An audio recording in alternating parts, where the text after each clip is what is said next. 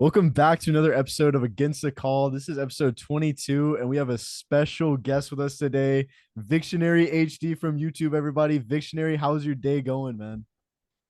Listen, man, it's going great. I had to pop up with the boys. I've always loved talking. I always love talking about football and life, and I could talk about it for hours. So I'm glad to be here today. Finally, after Yeah. moving and stuff, we got another one, and I will be back on another episode because I owe you guys one for missing one. Sometimes we have two. I don't know which one to be on, but this one and then another one because I owe the boys one. I have to.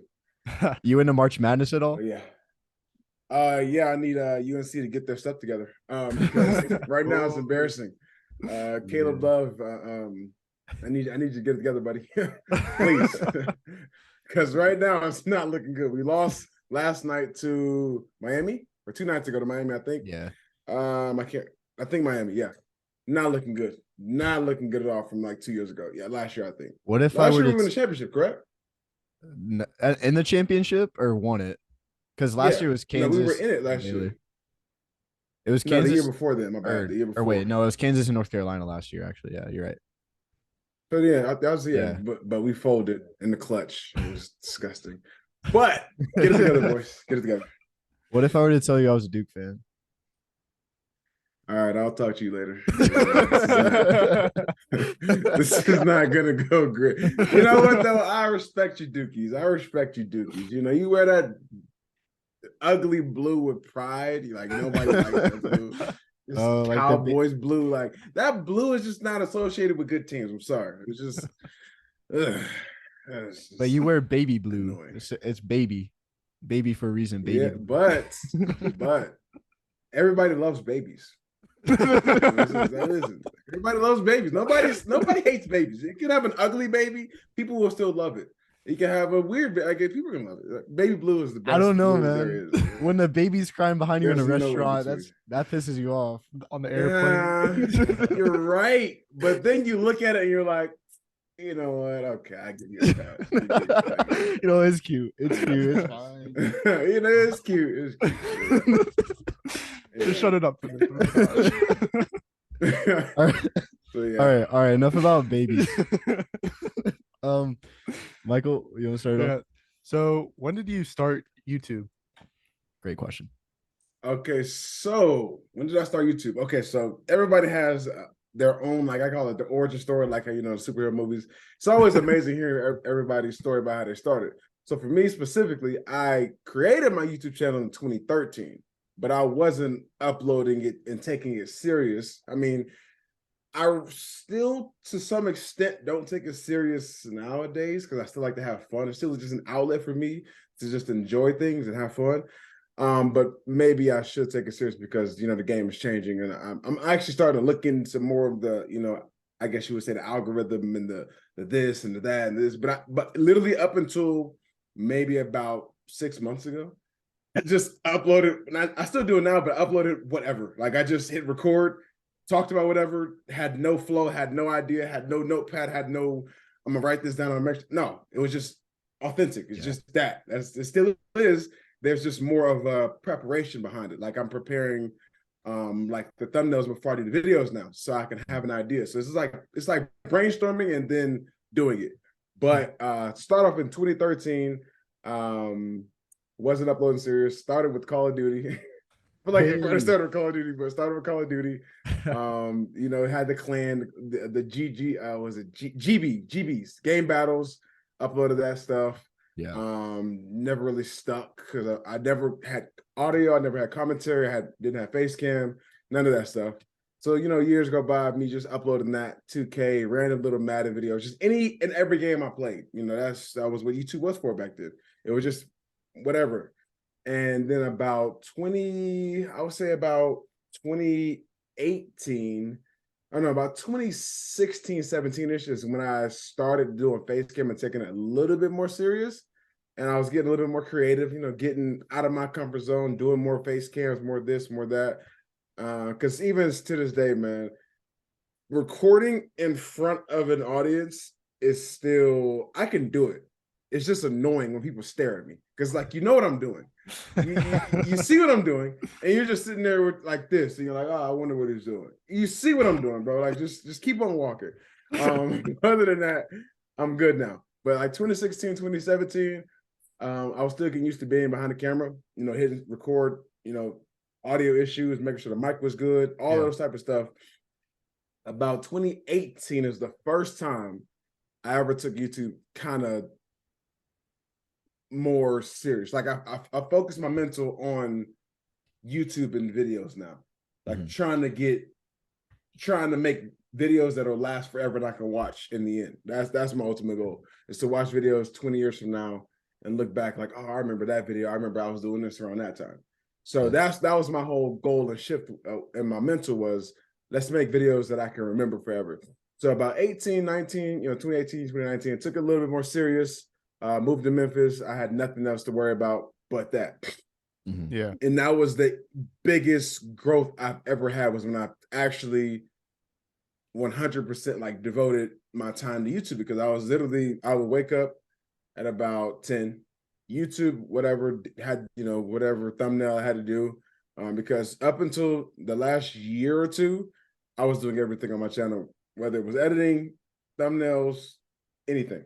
So nowadays it's kind of tough to do it, to do everything by yourself. But back then it was literally wake up at 10, edit whatever I had to do, finish that by 4 or 5, go grab me something to eat, come back, maybe have an hour to watch sports or whatever, 2 hours, and then I get back to recording, go to the gym at like 12 something, maybe 1 o'clock, get back home at like 3 o'clock, go to sleep, wake up at 8, 9, 10, run, same thing. Just same thing for like 8 months. The same exact routine. Like when I say the same exact routine, it was the same 3 restaurants, the same 3 stores, the same thing, like the same route, running everything. So it was just the same familiar faces. And I would go into a restaurant and they're like, yo, what's up, Vic? Did they ever hook you up with free food? But yeah, they did. It was this Mexican restaurant. It was fire. They gave me it was a chicken salad thing. It was fire, bro. She was like, yeah, I got you this time. I was like, I bet. So every other week it would be like kind of free. Okay. And then I would go into the store and get like the the little, this is back before I was like, know what sushi was, but I would go get like a California roll out of the store and I'd be fine, whatever. So good. So yeah, that's about that 2018, 2019-ish year. Just really focused on that. And then after that, that's, kind of when I took it serious. But all of this started, in 2013. I was bored in a rocking chair and I was like, I can do this. Yeah. What an origin story. Origin story. Like I said, I like to break it down because I've been doing it for what, 10 years now. So it's a lot of phases and I was in middle school when I started almost. So yeah. Wow. 10 years? No, 2013. No, I was in high school. I'm tripping. I was in high school. Yeah. Now, you did say that you play a lot of Call of Duty, right? So yeah, I was a beast. Yeah. Now, do you think that you could beat Kyler Murray? He studies too much, bro. Like, I think I got a better chance of beating Kyler in football than Call of Duty.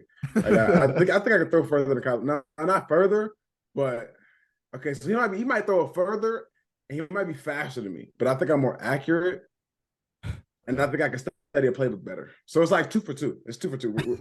We're balanced. In a certain way, we're balanced. We're balanced. Now, I don't know if I can win a game, though. I'm being honest with you. I don't think I can win a full NFL game. I could pick up a first down. That's about it, though. I give myself a first down. You could definitely be better than Colt McCoy. Come in for him. Bro. If I'm not better than Colt McCoy, I'm retiring everything. Like, I'm not doing YouTube. I'm not playing Mad. I'm not playing anything. I'm done. I was watching one of your videos, your LSU Bama game that you went to. What was that experience like? Yeah. Oh, my dude. Yeah, I'm excited to hear this. Best game of my life. Best game. Oh, okay. So let me give you the entire rundown, bro. I like to be descriptive in my stories. Yeah. So we get up at, about 10, 11, 12, whatever, and go do what we got to do. Get to Tigerland, what it's called. No, Tiger Stadium. Tripping. Tiger Stadium.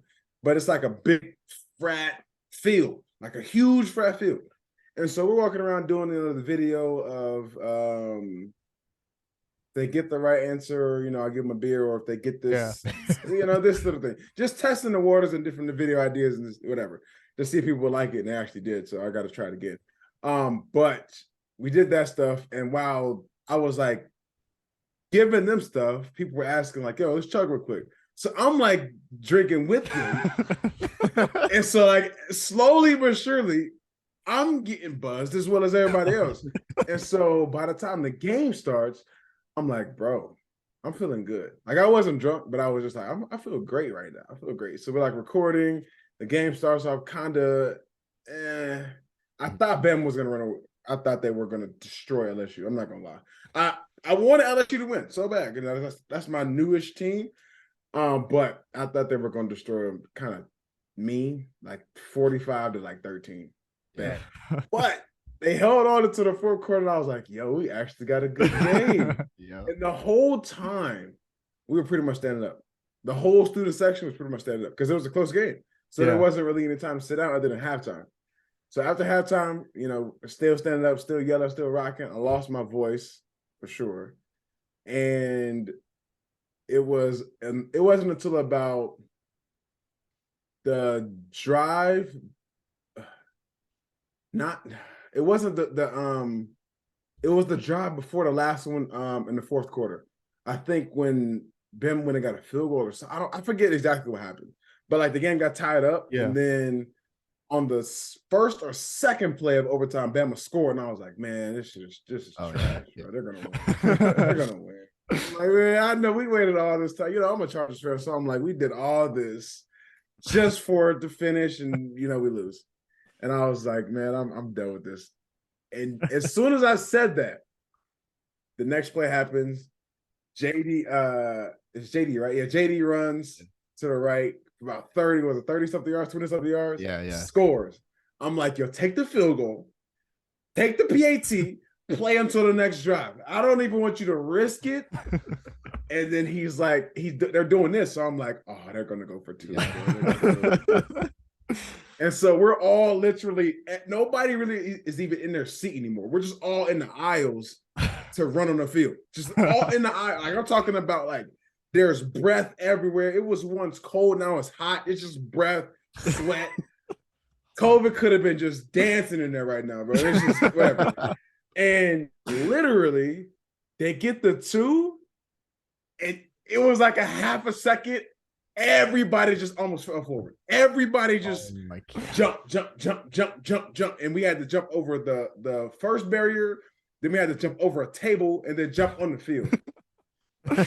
Bro, that's crazy. That was the greatest game I've ever been to in my life, ever. And I've been to some great games. I've been to some crazy great games. That one though, I think that would be better than any playoff game I would go to, just because you can storm the field. Literally, you can storm the field and the players are right there celebrating with you. So, when you were out on the field, that might be the greatest one. Did you get to talk to any players while you were out on the field? They were just screaming. They were just screaming, let's go, they don't. And there was a lot of security too, because they don't want the players to get hurt, obviously, which is smart, because anybody can come down there with a pin or something crazy and hurt one of the players, But it was a bunch of security around all the guys, and then there was a bunch of old people, and everybody was trying to make sure old people didn't get hurt. I was like, honestly, let's be real. Why are they rushing? Here's what it is. If you're 75. That's just another I know obstacle. you want to be young. Literally, you should not be jumping over these things to get on the field. Just wait until and catch the last wave. There's no reason you should be at midfield. I'm sorry. And then there's a bunch of drunk people laying and rolling on the grass. It was hilarious. They wanted to feel young again. They had, bro. I was like, get off the field, man. You're 75. You've seen the craziest games, and whatever. Hey, kudos to them. They didn't get hurt. So. But that was a crazy game. Best game. Sounds like it. Man, dude. So what are some other crazy games you've been to other than just that one? Even just this year, the first game was Old Dominion versus Virginia Tech. And that was the walk-off touchdown. We stormed the field that time, but my cameraman got hurt. Literally, okay, so this wall from like, fan wall to floor, it doesn't look big. It looks like 5 feet. I'm like, oh, 5 feet. That's like, that's, you go to the gym, you do a layup, whatever. That might be 4 feet, 3 feet, whatever. 5 feet is nothing. Dude, nah. I go first. As I'm jumping, I'm like, whoa. So I like tuck and roll, because like I've jumped big fences. I was daredevil as a kid. I jumped off houses. Don't judge me. I jumped off houses, so I was bored. So I learned when you jump, you tuck and roll. So like you'll jump and then roll, and so like all the momentum will spread out through your body instead of just hitting your legs and shooting up. Yeah. So I jumped, tucked and rolled. Everybody was laughing. I was like, I'm good. I'm on the field. Y'all are scared to jump. Hey, I'm good though. So like I'm walking past, and then I'm walking to like the other side to get my cameraman. He hands me the camera, and then he jumps over. Keep in mind, my cameraman is like 6'8", like 290. He's a big dude, like a big guy, like he easily play in the league right now. And he's like, man, you fail. He's laughing at me. He's like, oh, you fail. I was like, okay, all right, let's see what you got. He jumps over, literally just jumps straight down. Straight down. Keep in mind, it's like an 8 to 10 foot wall. And he like messes up both his ankles. He couldn't even walk. Literally. And I was like, wow. Oh. Do you have to take him to the hospital? He had to wear a boot. A boot? No, it was so late. All of the emergency cares were closed. We tried to go to one, but he went when he got back home. Yeah, sorry, bro. You're out of luck. That was the last time. I don't know. Yeah, that's tough. That really is tough. That was the last time we did that. That was the last time we saw him. Yeah. Well, he was in the LSU because he goes to LSU, but he was like, I'm not going to jump at this time. So he went around. But the fence at LSU is literally like ground level. It's not that like huge thing. The LSU fence is ground level. But yeah, that was a great game. The Chiefs and Chargers game I went to was great, only because it was kind of close up until that pick six that Herbert threw. And then after that, it was, yeah. But the tailgate was fire. That's what made that game so good. Tailgate was fire. It was crazy. But you said, nothing beats the LSU game. Yeah. So at LSU, did you meet Livy Dunn? No, I don't think so. Oh, dude. But that would be a story. My cameraman, he knows her though. He does a lot of the media stuff. Like he knows her, but it was hard to find. Like you couldn't in that crowd, dude. I couldn't even tell you who was beside me, man. I'm gonna be honest, I couldn't tell you. It was the buzz helped that for sure. Yeah, that's it. It was one big blur. Like, but that's why I literally, coming back to the question, that's why I started YouTube, was to go back in 10 years and watch that video. And every vlog footage that I have is uploaded to a second, like the raw footage where I'm like, the parts that like didn't make it, like the full files are all uploaded on the drive. So I can just go back and watch them whenever. Even though, I can go back and watch the video that's 10 minutes, or I can watch this whole 10-hour recording of 2 days, so yeah, that was the reason why I started, so I can do stuff like that. But that game, do you have any big games planned this upcoming season that you're already planning on getting tickets to? Yes. Obviously Chargers, Raiders. I'm trying to, this summer, I'm just going to be networking, essentially. Just networking and trying to find ways to incorporate what I do and make it, what's the word you want to say? More appealing to a general audience. That's what I would say. Yeah. So, like Madden, just take Madden, for example. I'm not like your content guy. I'm not your guy that does the updates. I'm not the guy that gives you the patch notes. I'm not the guy that tells you this is that. I'm the guy that just talks about the game. And now I have to figure out the way, but I started off as the content guy.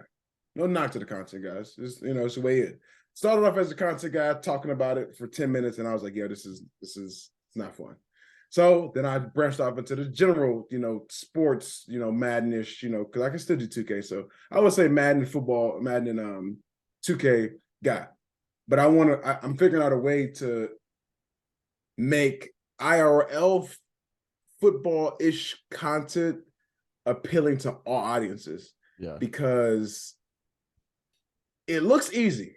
It looks easy, but I'm like looking at a bunch of different, video ideas and a bunch of different times and a bunch of different things. And it's harder to do it nowadays because so many people are used to short form content. So trying to make an entire 8 to 9 to 10 minute movie, you have to plan out a lot of things, and it has to kind of go your way as far as travel, car, weather, like the little things you don't think about end up being the things that are the most annoying. Because making short form content, like making TikToks and YouTube shorts, I love it because it's so not to say it's easy, but it's easy. It's easier than a full 8 to 10 minute video. It's very, you got your video, your captions, your music, it's 30 seconds. Then they just swipe up and keep on going. Whereas a video, you're either, doing this, you're watching it, you're on your computer, you're on your TV, and you're actually sitting down and invested in the video. So you have to figure out a way to capture the audience, 15 to 30 seconds at a time. It might be shorter than that, but I usually go 15 to 30 seconds at a time. So yeah. I think you've done a great job at like capturing the audience, especially with the Madden videos. They're always like with a game that's just like going downhill. It's best to have that. It is tough, but that's why I said this. I'm glad you asked the question though, because this not off season, but this next like 4 to 5 months, I'm gonna figure out where I want to go as far as that avenue, because I have to also get a cameraman. I have to also get the right equipment. I have all the equipment for Madden stuff. Like that's the easy things. Monitors, console, controllers, PSN, lights. But whenever you get out in the real world, you need wireless microphones. You need the camera with the good lens and the good quality. You have to say like it's a whole different beast. But like I said, that's what I'm willing to learn now. And also the whole an IRL video is so much different than like a video game video. It's so different. It's there's so many more factors that can happen, man. Especially with interviewing people. So better. Oh, it's so interviewing much better. people. You never know what's gonna happen. Way better. Speaking of that, and that's what makes it better. Speaking of the interviewing people, like you've done a couple of videos doing that. What was like the craziest response or like interaction you've gotten from it? The craziest interview. Let me think back, because I've done some that have never been posted on the channel because the video didn't fulfill what my thought process was. Yeah. Or maybe it would get you demonetized. That too. That too. Let me think. Because I have okay. There was this one. Oh, I'm excited. When he has the pauses in between, it's gonna be good. Okay. So I have two. I have an instance and an interview. There's one instance, right? I have my camera out at this frat party in Memphis. That's all I can say, because I don't want to give this guy's name out or anything, or get the guy that got us in there. Well, it doesn't go there anymore. It was some law school in Memphis. Whatever. We don't go there anymore. It's cool. And I bet this guy on camera, like I didn't bet him anything. I just said, I bet you won't do it, to chug this, like the box wine. Yeah. But it comes in a bag. Yeah. To chug the entire thing. So this guy is like, all right, bet. Climbs on top of the frat house, gets everybody's attention, drinks the entire thing. And then now he has to figure out a way to get down. And he's just drunk up on the roof. And I'm like, I didn't tell you to get on the roof, bro. He's just literally begging and crying for somebody to get a ladder or something. Like, I didn't tell you to do that, bro. I just said for the camera to drink the whole bottle or the whole box of wine. That's all I said. So that was just a funny, quick one. As far as interviews, I did one where it was like rate the Madden YouTubers, and a bunch of the girls were like not making fun of the Madden YouTuber guys, but they were making fun of their clothes. I'm trying to think of. Oh, let me see. Okay, I have one. Yeah, it was weird. I have this one at LSU. I asked people to call their spouse. Well, okay, I told this girl to call her boyfriend and tell her she was pregnant, right? And she did it. She said, "Hey, I'm pregnant." Hung up. That was like the whole thing to get her a beer. But I didn't know at the time that she was lesbian. So she called her girlfriend, told her she was pregnant, hung up. So that would mean that you stepped out with the opposite, gender, switch and you're not really lesbian, or you switch teams. So the girl calls back and she's like, "Hello, like, what are you talking about?" And she was like, "I'm pregnant," and hung up again. I was like, she's a savage. You deserve another beer. But she was just laughing. She was laughing the entire time. And she was the girl sitting behind me in the video, in the vlog. She had like short hair. I don't know what color it was, and she had short hair. And then like on the third time she called back, she was like, "Chill out. It was just for a beer. I'm not pregnant. This is not, whatever."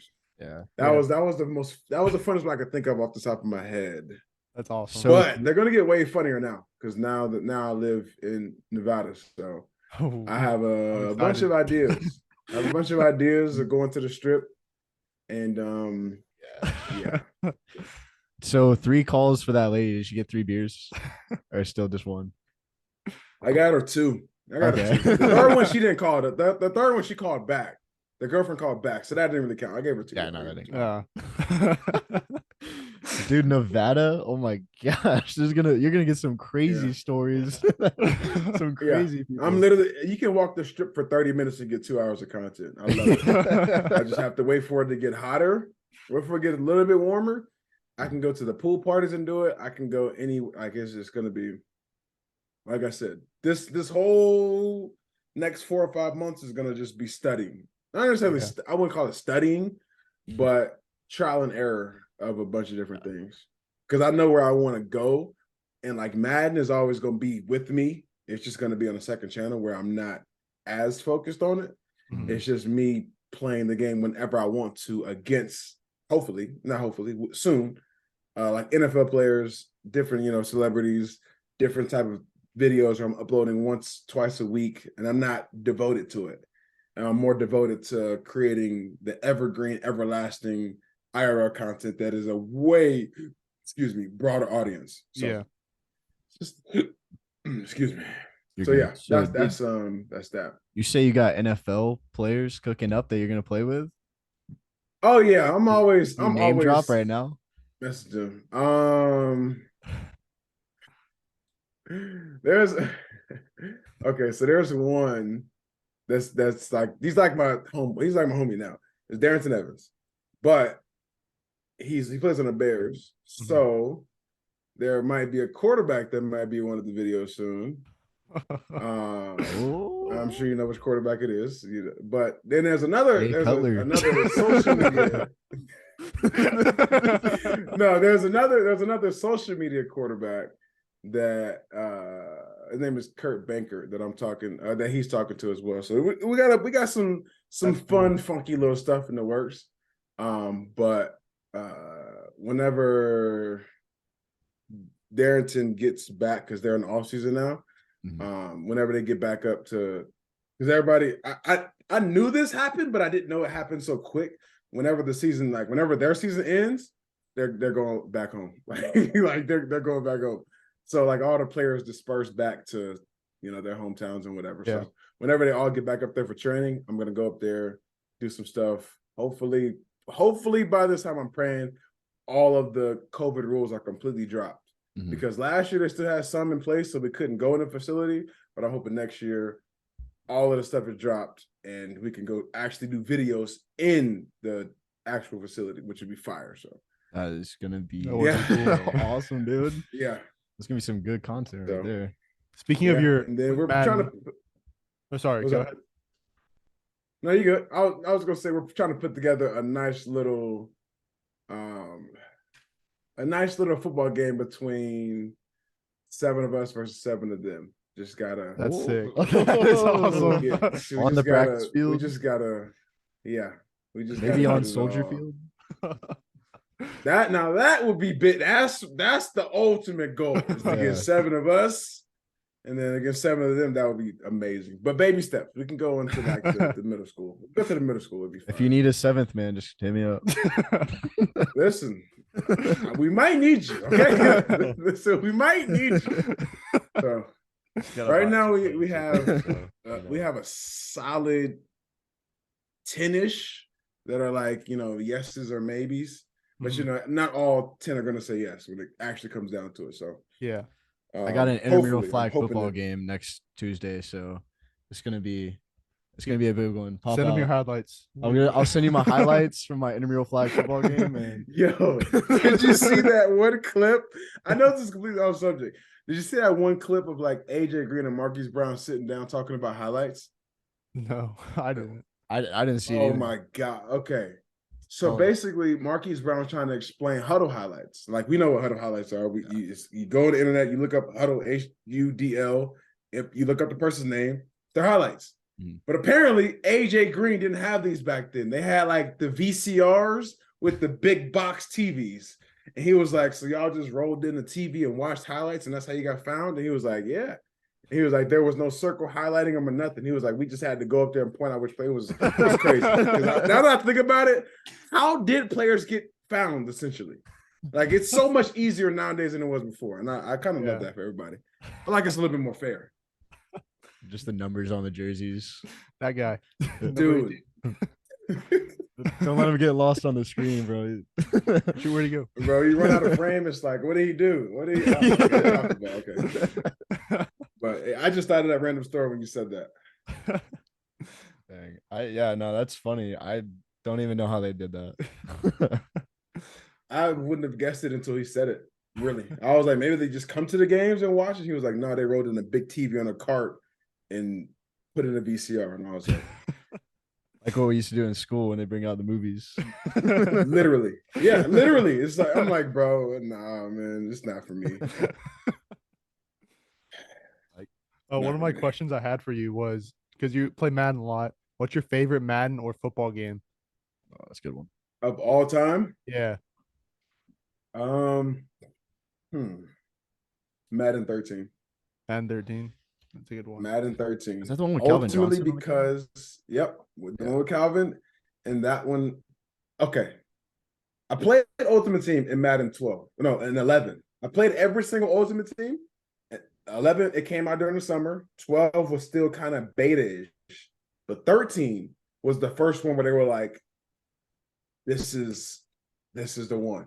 And that was ultimately peak, like, Ultimate Team for me. Was 13. Yeah. And there will never be anything to come close to it. It's a nostalgia thing. Just like with MW2. They can release MW2 10 times with all the new maps and it does not matter. It will not hit the same for me getting off school, not doing homework, and just playing Call of Duty. It won't hit the same. So Madden 13, yeah. I could never play Madden Mobile. Seriously, dude. Madden Mobile in 2016, like you missed out. Bro, Matt would try to get me to play it. I was like, dude, I'm not playing this, dude. I'm not playing this. Like, we were talking. He was like, he was like, yo, Vic, just try it. I'm like, I'm not playing this, bro. I'm not sitting there. I can't even, the players aren't even like their models. Like, you can go get Dre Archer, and he's better than this 105 overall running back. No. I'm not playing that. And then that's when we started doing the more console videos and the more, during that summer. Yeah. So yeah, he made the switch over to here. I was not going there. No. Couldn't do it, bro. Do you want to get into the Super Bowl?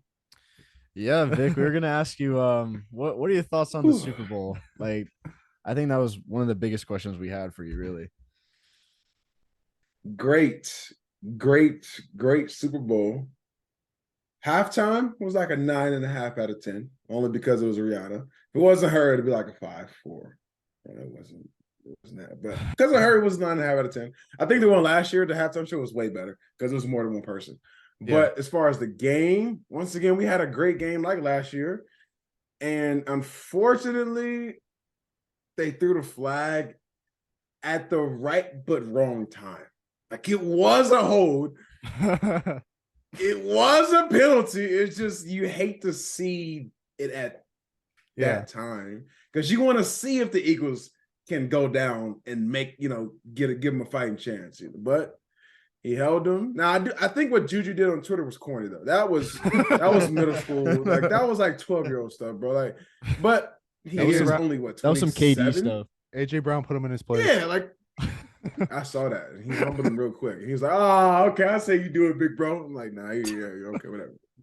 He left a little. But the game itself, dude, Juju, like Juju's probably a cool person, but he's just, I don't know. It's just a TikTok rubs me the wrong way.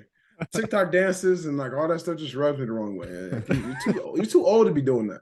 Leave that to the 15-year-olds. Like it's certain age brackets to where even he's too old to do it. That's a 15-year-old dance, bro. Like 13-year-old. We had Vine, okay?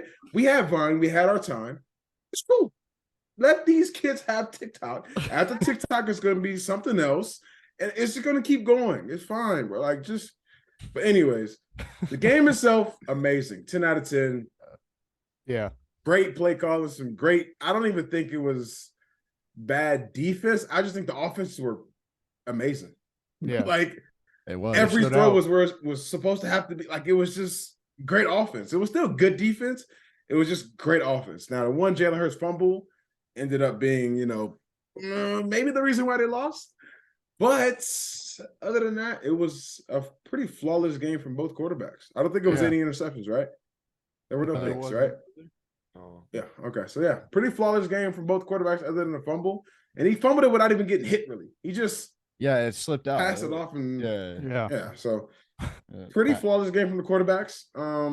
I can see why Mahomes won MVP because he's the fan favorite, but I think Nick Bolton should have won. This dude played a crazy game. Yeah, like he was everywhere. Mahomes obviously, drove him down there, ran him down there in the clutch. But Bolton was there from play one to the last play. But they're not giving it to Nick Bolton over Patrick Mahomes. It's just stupid. That's not even good for politics or whatever. Oh, yeah. They got to build the next Brady. He's going to end up. And I hated that he's in our – never mind. Well, we'll have to talk with you on the next one about that. Vic, it was so much fun having you, man. As you said, you'll be back for another episode. You owe us. Yes, sir. Listen, I owe you. We can do the draft after we drafted our players, or we can do after like the first week of off-season signings. It's up to you. Yeah, I'll be ready for either one. We'll definitely hit you up for that. We could talk for hours about it. We can. But Vic, that's gonna be it for us. Thank you so much for joining us. We can't wait to have you again, man. No problem, man. But we got to talk about who Derek Carr's gonna go ruin next. We definitely will, especially after these off-season signings, man. But that's gonna do it for us. Yep. Thank you. All right, man. All right, we'll see you. Well, everyone, that was our friend Victionary HD. It was so cool having him on, and he's gonna be, joining us in future episodes, which is gonna be a really great time with him. But moving on to our actual show that we have planned, we're going to have our Super Bowl contenders for next season, as well as a little bit more of a Super Bowl recap. We didn't get to get into it as much as we wanted to with Victionary due to some technical issues. But after that, we're going to have our way too early Super Bowl 58 prediction, our NFL coaching hires, also the countdown, our top 5 predicted NFL head coaches for next year. On top of that, we're going to have in the air, is Patrick Mahomes already a top 5 quarterback? We're going to have around the league, college football, our Mount Rushmore of the best college football rivalries. On top of that, we're going to have What's the Issue, a new segment where we're going to be talking about what's the issue with the Los Angeles Angels. And then we're going to have around the league, the new MLB rules that have been, all across the MLB news as of late. And then our last segment is going to be our classic draft day, where we're going to be doing best cartoon shows of all time.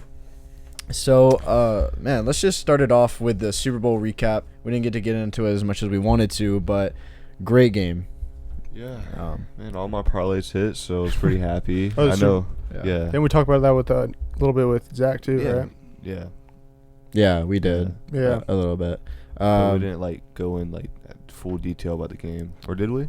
I mean, we just talked about it a little bit. Yeah. I mean, it's just good to like say that this was the third most scored highest scoring Super Bowl, in Super Bowl history. I think that like the 49ers against, I can't even remember what was the first one, but it was like 49-20 something.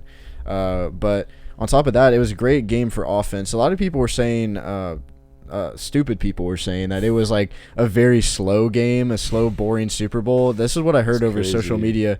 I mean, also one thing I wanted to talk about too was Patrick Mahomes, and the Chiefs. Near the end, they played it smart, man. Not like they were kneeling it. They were doing whatever they had to do to wind down that clock as much as possible. Yeah, man, they were scared. Yeah, they were playing chess, man. Yeah, they really were, and I can't blame Andy Reid for it at all. But shout out, what was it? McKinnon. Shout out to him, bro. Jake McKinnon, yeah. Like that takes guts to do. Just taking a knee at the 1 yard line after waiting like your whole life to play the Super Bowl, and you're like, hey. Because I mean, it's a team sport. No, for sure. I mean, shout out to him though. Yeah. But, anyways, that about wraps it up for just Super Bowl recap. On top of that, the first segment is we're gonna be talking about Super Bowl contenders for next season. Michael, there's a few teams. It's the normal for me, probably. Like it's been like this this year. I'm going to say, obviously, the Bills, but I don't think they're going to make it because it's the Bills. Right. The Chiefs, obviously, the current champions, and then the Eagles could be there. They're losing players. I don't think they're going to be as good as they were this year, but I do see them being contenders still. And then these two teams, I think, are the biggest contenders, the Bengals and the 49ers. Both teams keeping basically the same team. Bengals losing some players, but 49ers are basically the same team. Yeah. However, they are coming back with both their quarterbacks are injured. Brock Purdy won't be starting at the beginning of the year. Trey Lance will have his time again, give his chance to show what he has. But the Bengals, this is like they're coming down to the last few years. Last year with their star players coming up needing contracts. Mm-hmm. If they don't trade like these young players, they're not gonna be able to sign everyone. They won't, like these big players like Jamar Chase. Will want a big contract. Yeah, all of them. Yeah, but I do see them two being the biggest contenders. Yeah, Joey B and Jamar Chase are still super young. Yeah, so T. Higgins as well. Yeah, T. Higgins, of course. And then, like, you keep building around this core, all it's going to keep getting is experience for these guys. And the experience on top of that, they've been to two straight AFC championship games, a Super Bowl, and almost went to a second in a row Super Bowl. And then you're going to have, an even more experienced Bengals team. And they had a rough start at the beginning of last season that they still overcame. Looked scary. Yeah. So, I mean, the sky is the limit for this Bengals team. The one team that you got to get through is the Chiefs again. Yeah. Which we were just talking about this a little bit before we started. But the Chiefs, man, it's just another dynasty in the works. And Michael, before we started, he was kind of like, "Oh man, I hate to see this Chiefs team, building this dynasty." Now you know what it's like to not be a Patriots fan. Now you know exactly what it's like. You sit there and you're like, "Man, I don't like this team. No, I don't like this team anymore." No, I wish it was the Bengals are building I can see a future dynasty. Hopefully they'll be better than the Chiefs. Hopefully the Chiefs won't come to an end. I don't see it happening, but I hope it doesn't last. Mahomes did break the Brady curse though. Losing to him in the Super Bowl, and then he won another Super Bowl. So he did break that curse. He didn't fall into Russell Wilson or you know what I'm talking about? Like a quarterback losing to Tom Brady in a Super Bowl. Oh, and they don't win again? And then don't win again. Oh, yeah. So he did break that curse. So still is Tom Brady's child. He can't beat Tom Brady. That is true. In the playoffs. Can't beat him in the playoffs. That's true. In the playoffs. Yeah, I want to put that out there. In the playoffs. Patrick Mahomes, man. And the thing is, too, with the Bengals, I wouldn't be mad if it were the Bengals building the dynasty over the Chiefs, because I feel like Bengals have way more, better players that you can get behind. Likeable players. Other than Eli Apple. That's about the only one. He might be gone. He's a free agent. Dude, if they're smart, they will get rid of his ass. Like, it's about time that Eli Apple kicks the bucket out of Cincinnati. Yeah. All he's done is failed them. And their fan base deserves it too. After years of just suffering, man. Yeah, don't spend that money on Eli Apple. Spend it on the O-line. That's true. That is true. Exactly. Get Joey B. This is their year to win. This upcoming year, I think, is their year to win. They need to build that O-line, and they will. If that happens, they have what they need. Really. Right. Which brings us into our next kind of segment here. Our way too early Super Bowl 58 predictions. John, who do you got? I'm going with Kansas City again, just because they're Kansas City. It's a safe bet. Yeah. You can't go wrong with Kansas City. But for the NFC, yeah. Ooh, that's a toughie, man. I know. I mean, because I feel like the Rams are going to bounce back, but I don't want to say they're going to Super Bowl. 49ers are going to be looking great, but I don't know if they're going to the Super Bowl. So it's just like having to pick a team. If I had to, I'll just have to throw 49ers in there. I know I just said they're going to not make the Super Bowl, but I mean. Another Chiefs 49ers Super Bowl cooking up, you think? I don't know. Who do you think would win? Kansas City all the way. No, man, back to back for Patrick Mahomes would go crazy. That would, yeah. I hope not. That'd be scary. No, I'm not gonna lie. But yeah, for me, I got the Bengals going. The main reason for that is they were just cut short of going again by 3 points. They're building something that's just incredible. Arguably that they should have been there. If it they should have. Refs. Yeah. Yep. Yeah. The refs were wearing, red and white instead of black and white. But the more that you look into it, you just see this Bengals team, and they've faced every adversity that they could face. And I feel like this year it'll probably still be Chiefs Bengals in the AFC Championship. Oh yeah, for sure. For the third time, honestly. The thing is the seasons are getting really weird.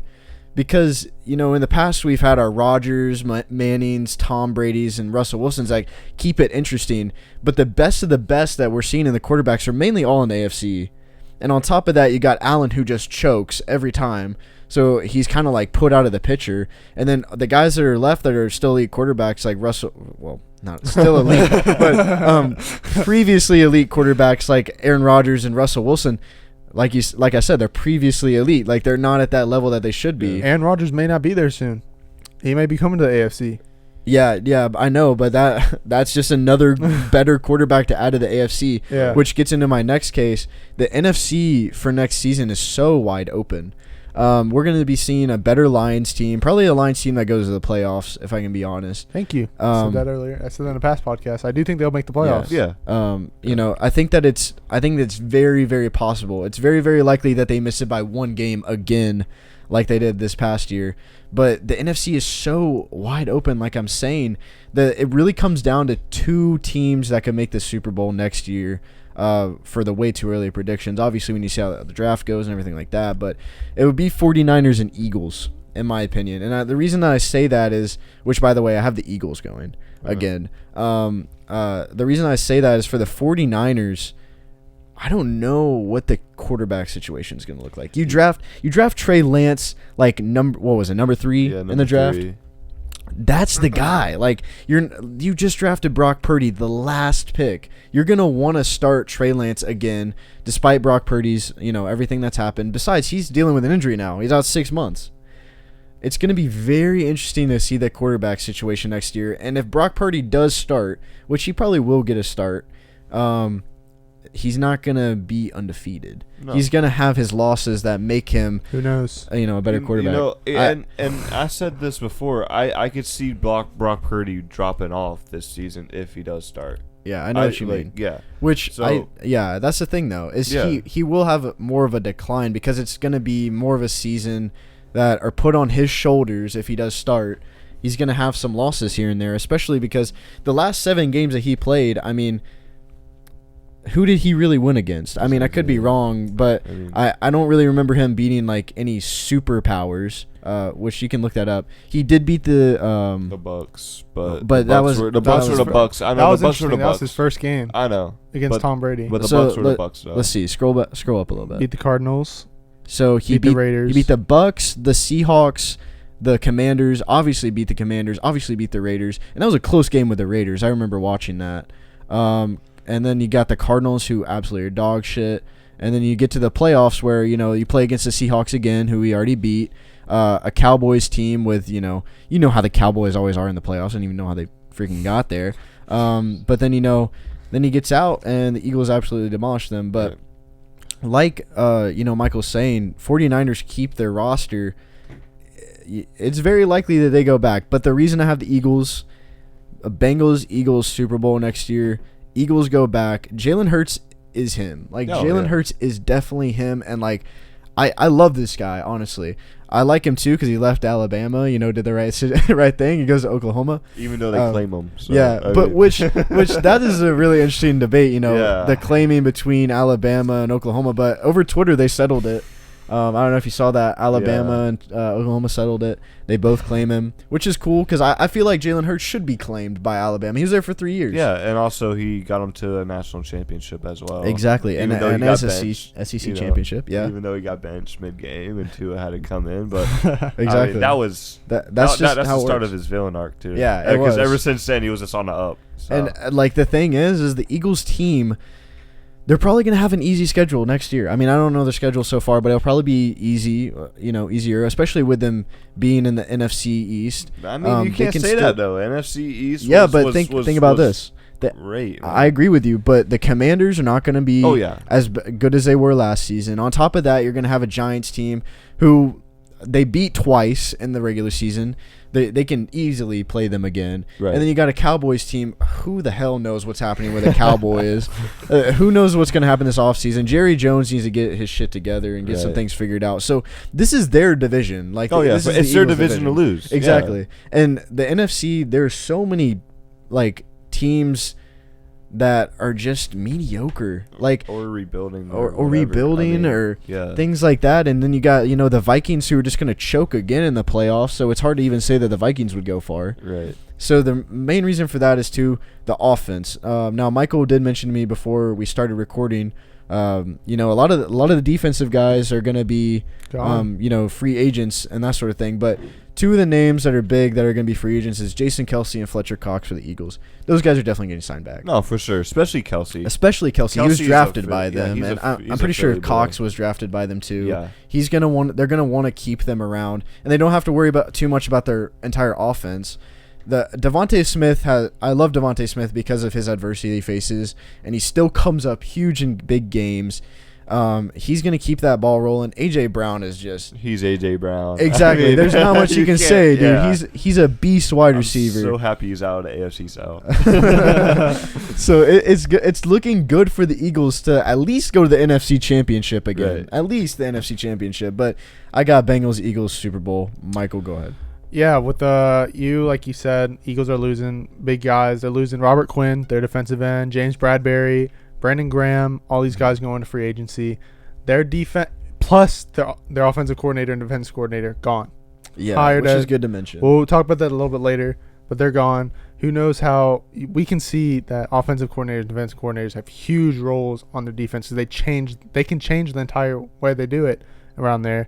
However, their offense is still looking the same.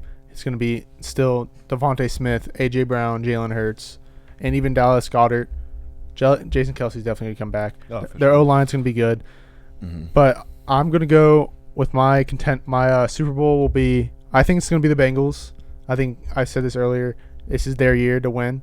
This is if they don't trade anyone, if they sign those O-line, they have a great chance to win. I think they'll beat the Chiefs this time. Unless, the refs will help them again. You never know. It all depends on where they play, man. Like, if you play at Arrowhead, 9 times out of 10, the refs will be on your side, bro. I still think it's Burrowhead. Burrowhead Stadium. Burrow did. Don't look at... don't Travis Kelce, I don't care what you say. Jason Kelce's better. Anyway. Anyway, I think Bengals will go back. Y'all pretty much talked about how... Well, we already said that, but... who they're facing, I think it's going to be the 49ers. I think the 49ers I think the NFC is theirs. I think it's their division is pretty easy. Other than I don't think the Rams or I don't know how the Rams are going to do. Yeah, the Rams are going to be the wild card. Like they could be the third team that could be in contention, but again, I don't know. And I'm willing to say Rams make the playoffs. Actually, Oh, yeah. with the way the NFC is going, if they stay healthy. Yeah, if they stay healthy, Cooper Kupp will be there still. Matthew Stafford is still a good quarterback. He was just dealing with injury, and even the West, I think, is going to be good. I think the Cardinals will be good. Kyler Murray will be out for the beginning, I think. D-Hop's planning on leaving. Yeah, I forgot about that. I did forget about that. If D-Hop leaves, I think they'll be okay. Now that I remember that, I do think they'll be the bottom of that division. In the future, that head coach, I think they'll build a better team. It's a young team. Do I think they'll build around Kyler Murray? That's the question. I don't know. I think Kyler Murray is good. I think he's a good quarterback. Mm-hmm. He's short. He likes Call of Duty, yes, but he's still a good quarterback. See what he does healthy. Him and Hopkins healthy. Like that's a dynamic duo right there. Full year with D-Hop. Yeah, but D-Hop leaves, and then it's a complete rebuild. What if D-Hop doesn't leave? That's a question. If D-Hop doesn't leave, then they maybe get 5 wins. 5 wins? Yeah. 5 wins. Which is one more than they had this last season. I think they can get 7 if D-Hop stays. D-Hop didn't play all year. How's their schedule looking? I have no idea. I know, but like it really comes down to how their schedule's looking and if they have a cakewalk. Yeah, but I do want to reach back on to the San Fran, and I feel like they're gonna have quarterback controversy midseason between Brock and Lance. That's what I was gonna. That could also stir the pot for. That's what I was gonna bring up. So. They can do it. They might be like one of the first things to do a dual quarterback type thing. I mean, they have. Trey Lance is like a. He reminds me. He's very versatile quarterback. Yeah. But he's coming off of a bad injury. And in the games that he did play, it wasn't. But he played the game he played started the whole game. It was pouring rain. It was not a great conditions for him to play. And then the next game he got hurt. Yeah. Which is good to mention that he's still a young quarterback. He's also first year. Yeah, still a young quarterback out as well. So he hasn't really gotten his chance yet to prove. This year he'll have his chance. Whatever he does now or then determines who they're going to go with. That's why I'm saying there's going to be quarterback controversy. I think Brock Purdy will still be good. I do think he's still going to be a good quarterback. I think they'll give him a chance when he comes back as starter. I think he'll start. He won't be the new Tom Brady, boy. He won't be the new Tom Brady. It's kind of hard to be the new Tom Brady. I'm tired of seeing that shit on my feed. Hey, who knows though? No. Back to what y'all were saying, like he was playing easy teams, but he put up the numbers too. Like some of these Raiders. Who were his receivers? I mean, but still, he's still gonna have those receivers. That's the thing. He still has those weapons. Yeah, I get that, but at the same time, like I said, Trey Lance is most likely gonna start. Yeah, but but he's won 7-0 in the regular season. You can't give him not give him. No, he's gonna get his time.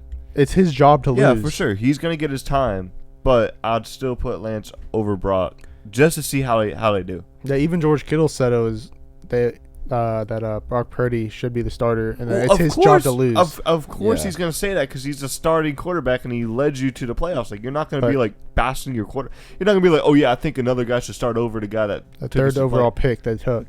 Exactly. Their quote unquote their future. Why would I mean? It's both. They're both his quarterbacks. Exactly. So it could. I don't know, man. It's really up in the air. So I mean, he doesn't really have bias in that topic. It's just all about what the quarterback you have at that moment. I mean, but I can't. Yeah. But I do think it will be Bengals, 49ers. NFC is not going to be the strongest next year. No, not at all. It'll probably be a champion out of the AFC. Which that's another thing I was going to mention. Probably the Bengals beat the Eagles in my Super Bowl. I think it would just be like another sad thing for the Eagles to just lose again. I got KC winning, so I would love it. Okay, I wouldn't love that. I would not love it. If it's KC Eagles again, I want Eagles win this time. Yeah. Which brings up another thing. The comments, man, that we've been getting on our Instagram. I didn't get to mention in our last one, but dude, the Eagles fans are like, just going off on us and stuff. Hey, gives us comments. So, and no. But one thing I wanted to mention was, dude, they were saying that like I hated Philly. I had them winning the Super Bowl, but I'm not gonna lie. Like this Super Bowl, like and like the comments from the Eagles fans, like I was still rooting for the Eagles because I wanted my Super Bowl pick to be right, and also I didn't want to see Mahomes get another ring. But, jeez, dude, it was like now I don't want to root for the Eagles because they give me so much shit. Yeah. You see that guy on Instagram? It's Eagles fans, Eagles bro. Takes Two. What? The guy on Instagram, his name was like Eagles Takes Two. No, I didn't see it. I have not seen that. Dude, you need to check him out after the pod, bro. He posts some gruesome stuff, bro. Like, he is the definition of a Philly fan. I'm sure. Like, a lot of the Philly fans that were, like, talking to us, like, dude, it just blew my mind because every single comment I read was just funny. It was just simply funny that, like, they took it so seriously. And then the thing was like, the main point of the video was... It was the Sirianni one, right? Yeah. Yeah. The main point of it was, like, not only Sirianni, but also greasing the lampposts and stuff like that. And I'm like, people wanted to argue that it doesn't happen. I showed a video of it. I showed the entire video of it. And, like, you go to TikTok, it's all just... it's all just Philadelphia if there's an outcome. Like, win or lose, it's looking like this. Like... I mean, Philly fans get so butthurt over, like, if it's the smallest thing. It's like, even if we're not really making fun of them, if we say something slightly bad towards their team, they get so pissed. That's why I hate Philly fans. And to keep in mind, we didn't even have to argue back because the New York fans got our back. Yeah,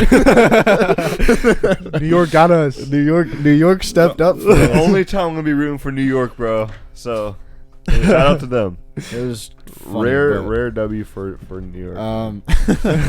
So one of our next segments is going to be the NFL coaching hires, some of the new coaching hires. So Michael, just tell us what's up. So these are the two head coaching hires that came this week.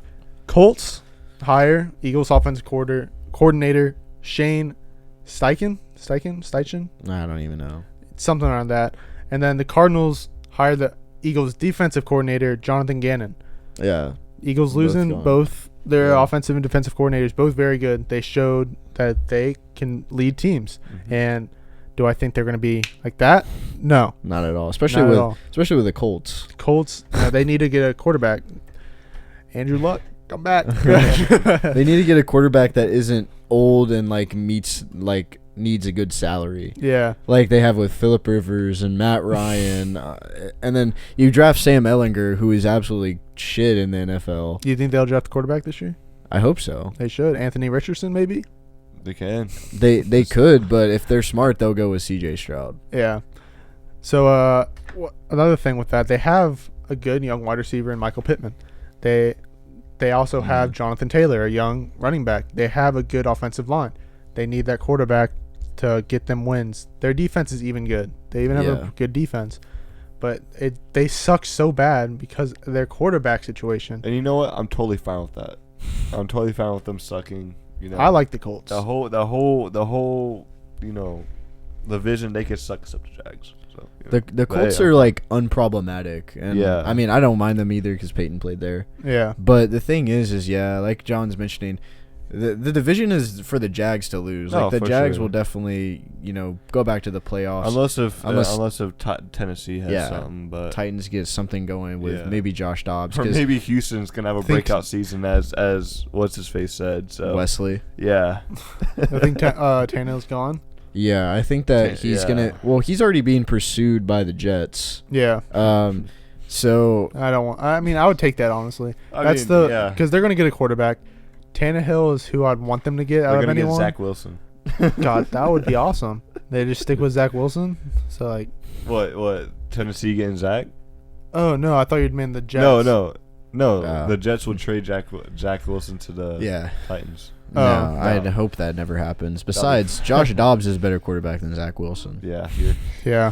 But for the Titans, I mean, if they're smart, they'll keep Ryan Tannehill this season. Right. But they don't need to draft another quarterback. They need to figure out Malik Beasley. Wait, is that his last? No, Willis. Malik Willis. Sorry. Yeah. I was thinking Malik Beasley. Oh my God, isn't that fucking like basketball? But anyways, no, Malik Willis and Josh Dobbs, which I think the clear-cut favorite is Josh Dobbs in my opinion for the last 2 games that he played. I mean, dude, he went to Jacksonville and went toe to toe with you know, in Jacksonville, and I mean, he played great. And the game before that, he went against the Cowboys, and he still scored. It was his first start ever. Yeah, and he put points up on the board against a good Cowboys defense. I think they go wide receiver in the draft. Yeah, they need to. I mean, especially with AJ Brown gone. Yeah, that's what struggled for them, and the Tannehill injury. Saying that if they had AJ Brown still, they would have a great year. Yeah, for sure. Yeah, it wouldn't have came down to the wire, and Jags wouldn't have made the playoffs if that was the case. Yeah, I don't think the Jags would even been there if AJ Brown was still. Like, it wouldn't have been 100%. A question. The Titans would have won that division. Yeah, for sure. Yeah, it wouldn't have went down to the last. They wouldn't have went down on that 7-game losing streak. Yeah, no, they would have, because at the beginning it was looking good for the Titans. Yeah, I was like, they're doing good. Didn't they have like a 5 or 6 game win streak? They started off hot, and then it was like, what was it, 5-1? Everybody was it 5-1? Yeah. And then they went on a 7-game losing streak, and then they won 2 games after that. Yeah, man. Injuries suck, bro. Injuries suck. They do. With more hires, though, the Ravens hired the Bucks' what was it? What do you coach? Todd Munkin. Wasn't he the quarterback's coach? I think he was quarterback's coach, something like that. But he is now the Ravens' new offensive coordinator. Ravens are freaking happy. Yeah, the Bucks tried to get him for their offensive coordinator job. Yeah, they weren't. He saw no good future.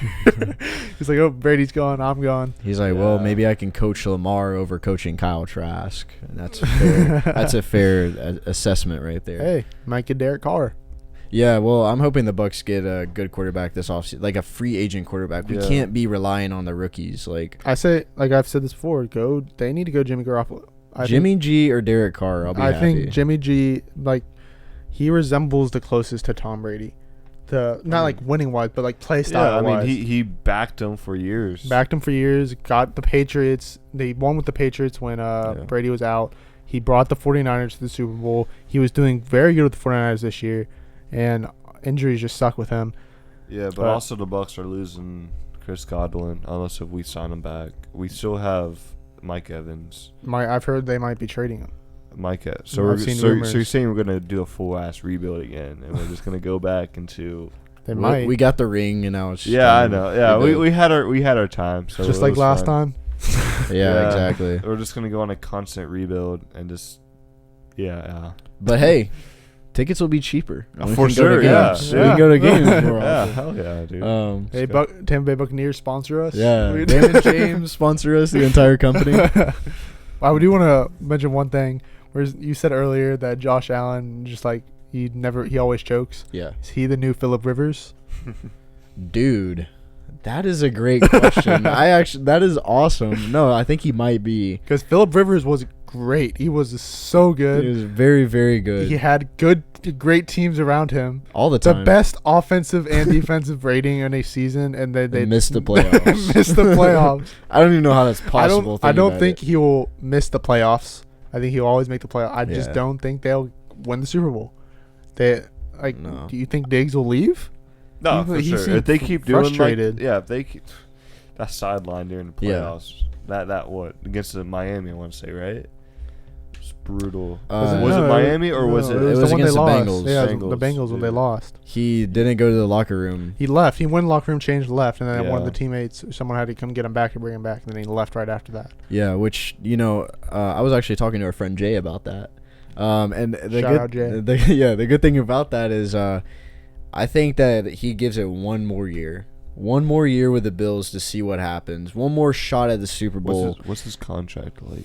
He literally is signed until like 2027. He signed for a while, but he could demand a trade. Yeah, hold out. He's good enough to do that. So so it's very possible that after this year, because I mean, how many times is he going to be staring at the opposite color confetti coming down?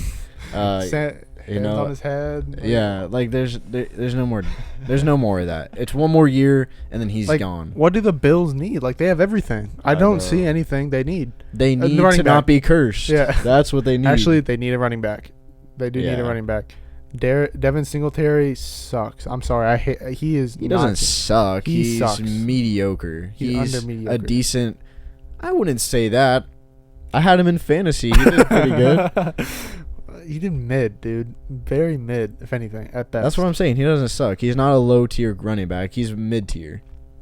I'd say low-tier running back.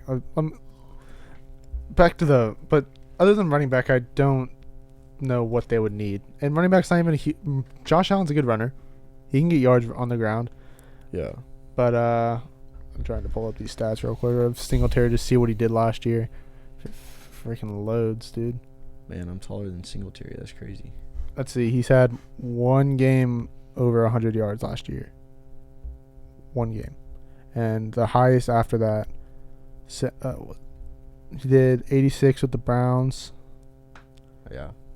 I'm just going to pull up career years. He had 819 yards, 5 touchdowns, and 280 receiving yards. I mean, he had a mediocre year last year. It's exactly what I'm saying. It's mid. I still think they need to upgrade hard on the running back. Yeah. But do you think James Cook will be? I saw a bright future when they drafted him, but I don't know. I don't know. Just draft another running back for funsies. I think they with their first pick drafted a running back, the top running back in the first round. Yeah. See who the best running back. Never good to go running back the first round. I just think they need to go hard on running back. Find their answer there. Maybe second or third round. Because what's another position they need? They have cornerbacks. They have defensive linemen. They have one of the best defenses. Yeah, top 5. Offense. They have the wide receivers: Gabe Davis, Stephon Diggs. They have the quarterback. They have the O line. What do they need? To not be cursed. But moving on, let's just talk about the our countdown of the top 5 NFL head coaches of next season. Who we think is going to be the best. Let me grab a pen real quick. All right. John, go ahead. Yeah, so I think Bill is going to have another bounce back. He's going to have a bounce back year from this year. So he's your 5? Yeah. Okay. Yeah, so I got Bill. For number 4, I got Dan Campbell. I feel like he could lead the Lions to the playoffs and, maybe win one playoff game, hopefully. Break that streak. That would be crazy. For number 3, I got John Harbaugh. Oh, really? I feel in another bounce back season for if Lamar stays. Yeah, if Lamar stays, of course. But for number 2, I got Doug Peterson. A little bit of bias, but I feel like he's a really, really, really great coach. And I feel like he's going to be the bright spot. Same with Trevor Lawrence. There's so many, and also Calvin Ridley's coming back as well. So yeah, I feel like he's in the 2 spot. And at number 1, you got Andy Reid. There's nothing to say. He's Andy Reid. So your 5 was Bill Belichick? Yes. All right. Shout out for Michael there. Yeah. Yeah, good list. I'm not gonna lie. Solid coaches. They all make an impact. For me at my 5, I got Sean McVay.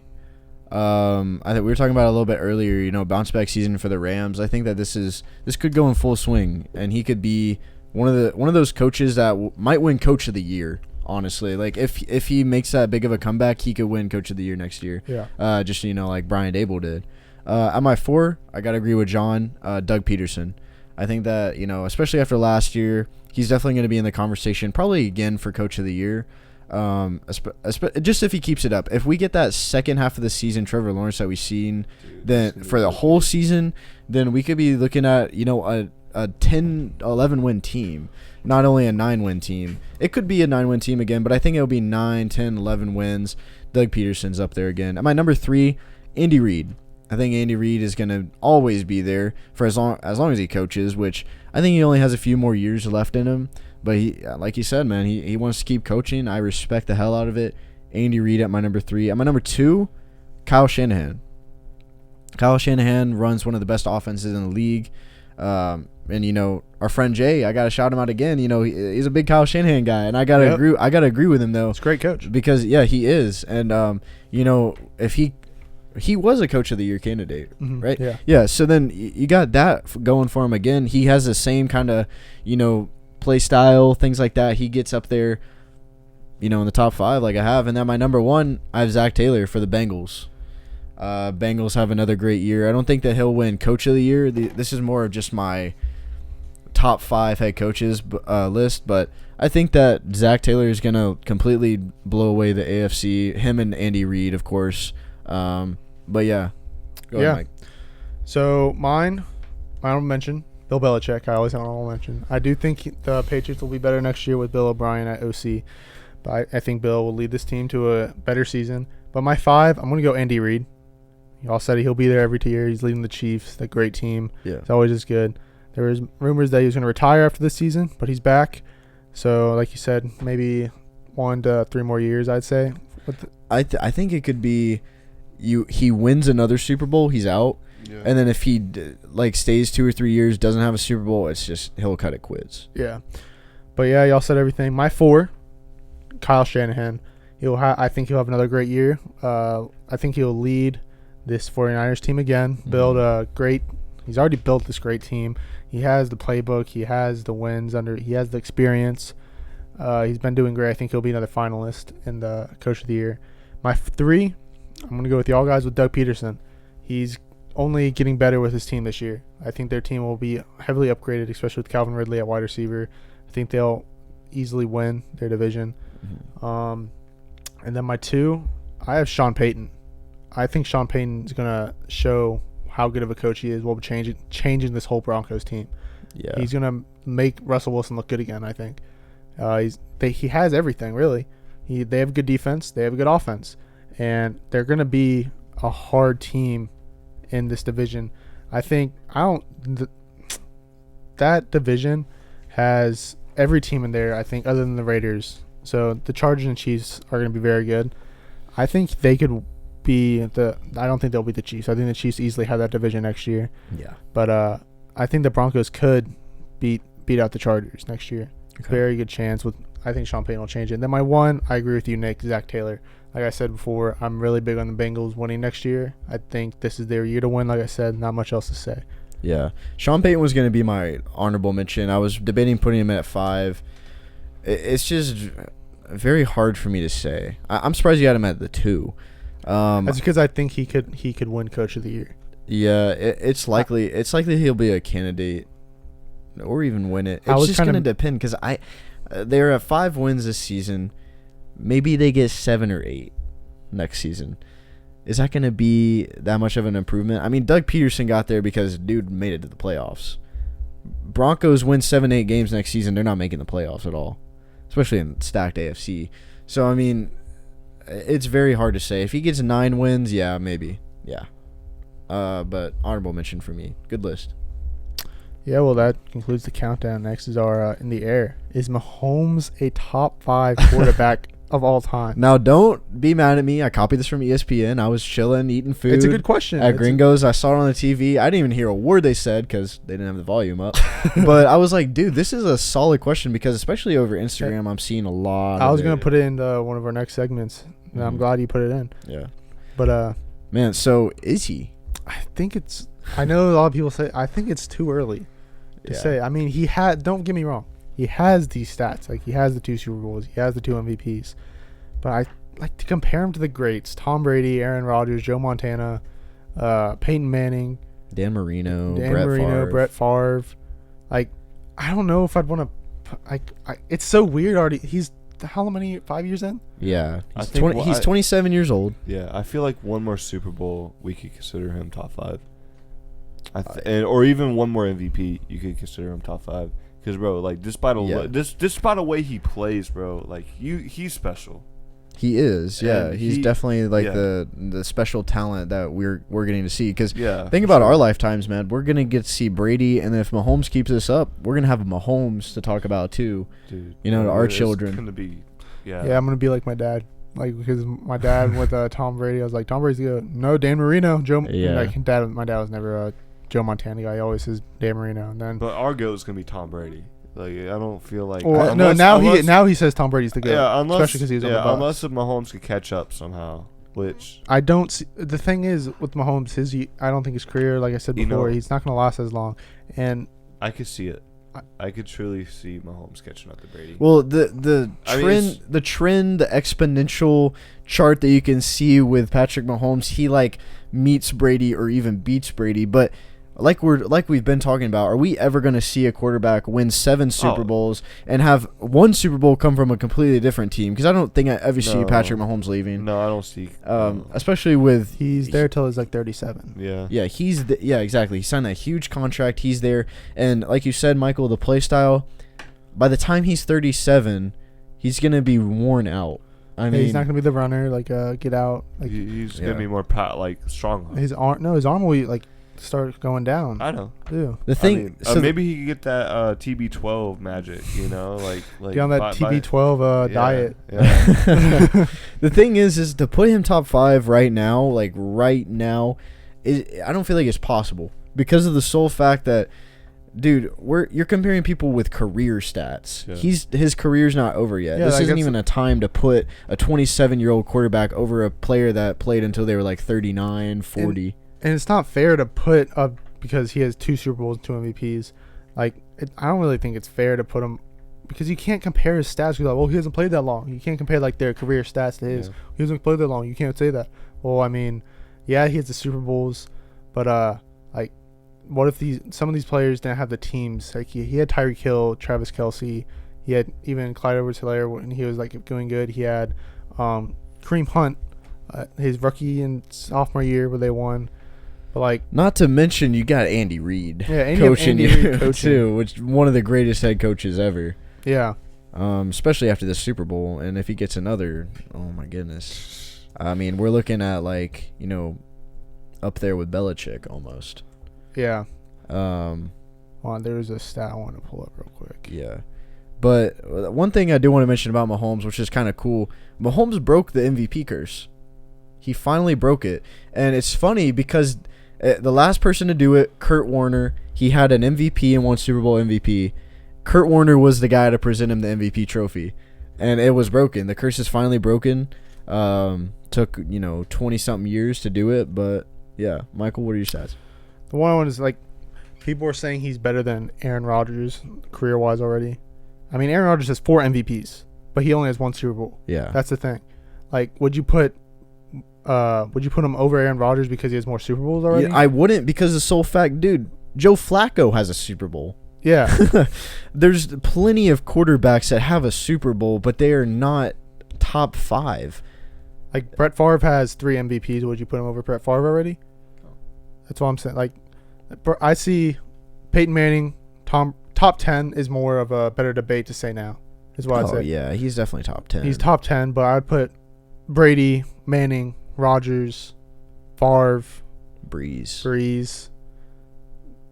Yeah, I'd say that. Those are definitely the top 5. And Joe Montana. Yeah, I was about to say. Sorry, I forgot about Montana. Would you put Steve Young there in top 10 too? He has 2 MVPs. Yeah, exactly. I mean, 2 MVPs. He has Super Bowls. Exactly. Like, this is totally off topic, but this does bring me back to freshman year of high school. I would troll the shit out of Michael, and I remember I had like a QB list written, and I had like Joe Flacco over Brady. Oh yeah, I remember that. This was way before. That was pissing me off. Like, how the hell do you put like Joe Flacco over Tom Brady? I think I like Tom Brady like 7th. Yeah, you did. It was low. You had Rodgers over him. I was like, how the hell you have? Yeah, he's MVPs. Like, come on, bro. You got to be serious right now. It was a troll him. Yeah, I know. It pissed me off. Then he wouldn't call him the GOAT, and then right when he got traded, when he was signed with the Bucks, bro, Tom Brady is the GOAT. He's the GOAT. Dude, yeah. I was the biggest Tom Brady hater, right? Yeah, all the Bucks fans were. Until he got traded. So I could ride with who that. Wouldn't switch? If you had the GOAT come to your team and you hated the GOAT, you would be like, that's my quarterback now, I'm riding with him. And that's exactly what happened. One of my Nick Boyer even, like, he was like, bro, Tom Brady sucks, bro. Then right when he texted me right when he signed the, fuck you, we have the GOAT. Yeah. Exactly. Who do you have? Mac Jones. Not even then. Oh, it was a Cam Newton. No, not even when he get signed with. He wasn't there yet when he signed. Who did you have for that? We were looking at Brian Hoyer. Dude. Oh yeah. We were looking at Brian Hoyer at the time. Yeah, that's true. Hey, good quarterback. And Jarrett Stidham. No, we were looking at Jarrett Stidham. That's who it was. Doesn't Brian Hoyer have a ring? Was he? No, I think he's every year we've won. I think he was like on another team, but he's come back. Like, does he have a ring? That is a great question. Brian, because I'm trying to think. I don't know if he does or not. He's left and he's came back multiple times. Yeah. That's the thing. Can't stay away from New England because he sees them when he comes back and they don't win that year. And then let's see.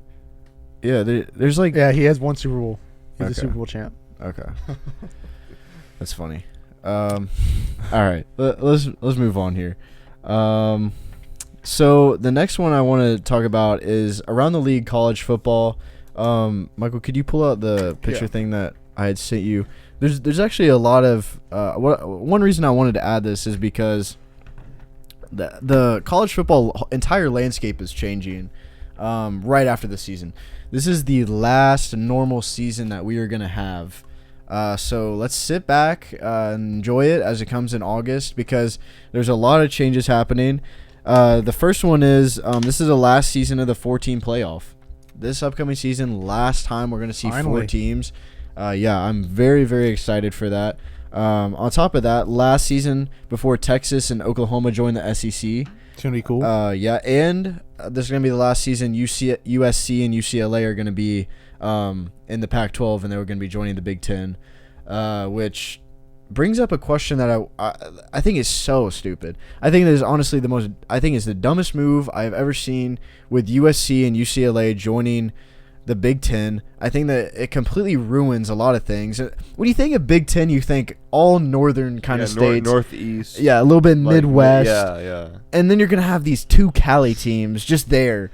You're gonna be seeing USC versus Nebraska as like a common thing. I mean, and think about the travel too, bro. Like you got the SEC that's all south. Even with Texas coming in, that I know that's west, but it's south. But those 2 Cali teams really like throw it off. It throws it off, and on top of that, Texas and Oklahoma leave. You're down to a Big 10, but then you have 4 new teams join. So now it's Big 14. What like when 2024 season happens, 2024-2025 season happens, it's not gonna be. It shouldn't be named the Big 12. If it's named the Big 12, I'm gonna riot because that makes no sense with 14 teams. And then on top of that, Big 10, it's not gonna be the Big 10 anymore. That could be the new Big 12, and they're just gonna have to rebrand both of these conferences. Which is going to be weird to... Yeah, it's going to be get the Big 10, make them the Big 12, and then, I guess, change the other one to the Big 14, like you said. Yeah. Just watching, what, Penn State play for... Big 14 doesn't sound right, though. Big 12, Penn State. I think that they should just call it the top 14. I was gonna say big conference. That's it because the logo just says big. Yeah. But the one or the I is a 1 and the G is kind of like a 0-ish. But it's stupid, man. They're gonna have to probably rename it Big 14, or maybe we're just gonna see a whole new conference name be born, which is gonna be really, really weird, but like cool, I guess, because. Different. We're living in a time now where things are changing. Things are changing in a big way, and it's going to take a lot of getting used to. But then by the time the next generation comes around with our children, it's going to be normal by then to see these things. It feels like almost every sport is making a change. Yeah. No matter college, baseball, football. I mean, I don't know about hockey, but it just. And I think that most of them are for the better. Yeah, for sure. Now I don't think that the conference changes are for the better. I really don't agree with Texas and Oklahoma coming and super conferences and stuff like that. Yeah, I mean it's turning into that, but I don't think that we'll ever see a huge super conference be made. If anything, the new teams that will join the SEC would probably have teams leave the SEC, like teams like Vandy, and there's been even talks about Missouri leaving again. I mean, they haven't had a good season a bit. Yeah. Same with Vandy. I mean, they got baseball and they got academics. Which I take that back. I think Vandy might actually stay, but teams A&M does good, but those teams we acquired, A&M and Missouri back in 2012, it could come down to them leaving again. I think it would be Missouri leaving. Missouri for sure. I think they never win anything big. Do they have any SEC championships? No, not at all. I think they may have it in softball or something like that. I'm talking about like football. Like football? No, not at all. Okay. I don't even think they had a Big 12 championship. Yeah, it's one of those teams. See, I don't like that either. I don't like them changing because when the big playoff comes now, Now most teams would just be SEC teams. That would be cooler to see all these bigger teams from each big conference facing off too. But the thing is, I mean, they had the new platform, the new format that they have for the or for the 12-team thing. We'll only really see like 3 or 4 SEC teams join because there's a seeding that happens with like each conference champion gets like a bye and stuff like that. I don't know how it fully works, but it won't be like all SEC or half SEC. So how is the SEC layout going to be? Is it just all going to be one? They still haven't decided. Because if it's just all one, dude, that's going to be... It's all one, or they're going to be doing pods. Because then you got, like, Florida, Alabama, then, like, would they play them twice, or would they play... There's going to be, like, permanent rivalry kind of teams that happen. But no, it wouldn't be like playing them like twice unless like, a championship game happens. Because like you're always gonna need Florida, Georgia. You need Florida, Tennessee. Yeah, which I think that they would keep those games in place. I think I did read something like that, but it makes no sense, and I think it destroys the entire purpose of having rivalries because you have your Eastern rivalries, you have your Western rivalries that make the game fun, that make the game enjoyable, that make it college football. It's going to be stupid. I think with this would brew more rivalries. Like, instead of having East, you're just going to have SEC rivalries. You know? Yeah. Like, I mean, you're still going to have the Florida, Georgia. You're still going to have Tennessee, Bama. You're still going to have those. But who knows? You're going to have... Maybe you'll have Texas and Tennessee. Maybe that will become one because it's going to be the battle of the UTs. Exactly. Which already happened. The orange, so... Well, it's like a burnt. Theirs is a really burnt orange, but no, it's always been battle of the UTs because University of Tennessee was made first, and University of Texas come along like 20 years later, and Texas fans still try and say that they like are the real UT, but we showed them who the real UT was in basketball, which is another big thing that I wanted to mention too, with Oklahoma and Texas joining, dude. They're not winning anything big in the SEC. Maybe one year in the near future we see a Texas or Oklahoma team go to an SEC championship, but they're not winning it. I think it just makes us stronger, though, because when you have Texas and Oklahoma in our conference, you're like, damn, this conference looks they have a Manning, surreal. Huh? They're going to have a Manning.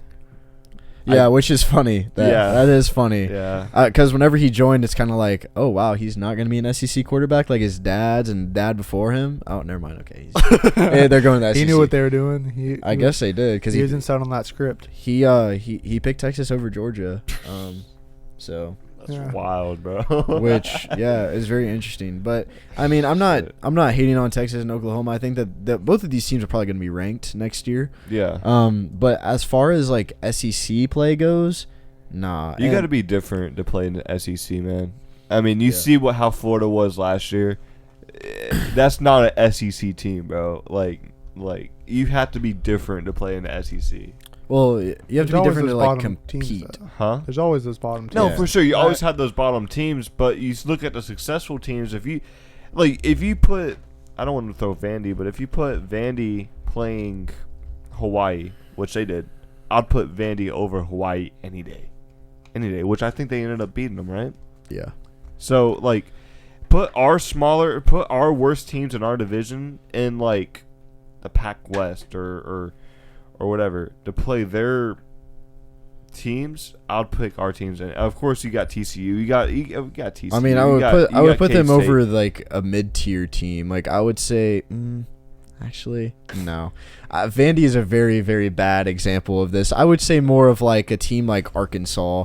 They would be. I forgot they were even. Yeah, they would. They would be more likely to be like a mid-tier team in the Big 12 or things like that, but.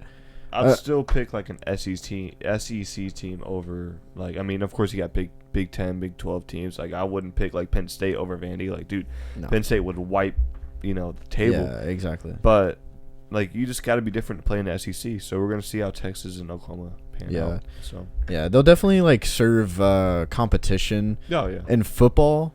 As far as other sports go, we've seen it all the time whenever we have Big 12 SEC matchups in basketball and even baseball. SEC like 9 times out of 10. I do gotta say baseball for Texas. I think they'll be just fine. Yeah, but SEC baseball is one of the hardest. Oh yeah, for sure. Conferences around. You got Vanderbilt. I mean, dude, almost every team is competitive. Vanderbilt, Tennessee, LSU, Alabama, Florida. It's gonna be crazy. And Ole Miss. They just Ole won Miss it last as well. year. Yeah. Like almost every team except maybe Missouri. I think even Missouri is like somewhat decent. Even Missouri could potentially beat Texas in basketball. Baseball. The thing with baseball is like anything can happen. Yeah, anything can happen. Yeah, for sure. But the thing is the top dogs of it's always SEC. Yeah. I was surprised when Tennessee did not win. They had a great year. Dude, that was actually the best year. Yeah, the best year history, ever. Yeah. Dude, yeah, and I saw like a stat saying, because now they have a mercy rule, and if the mercy rule was in place that year, it was last year, y'all would have been like 15-0. Oh well, it was more of a stat like we would have won 10 game, or we would have had 10 games use the mercy rule. Yeah, it was something like that. Like, which is, I mean, that's crazy.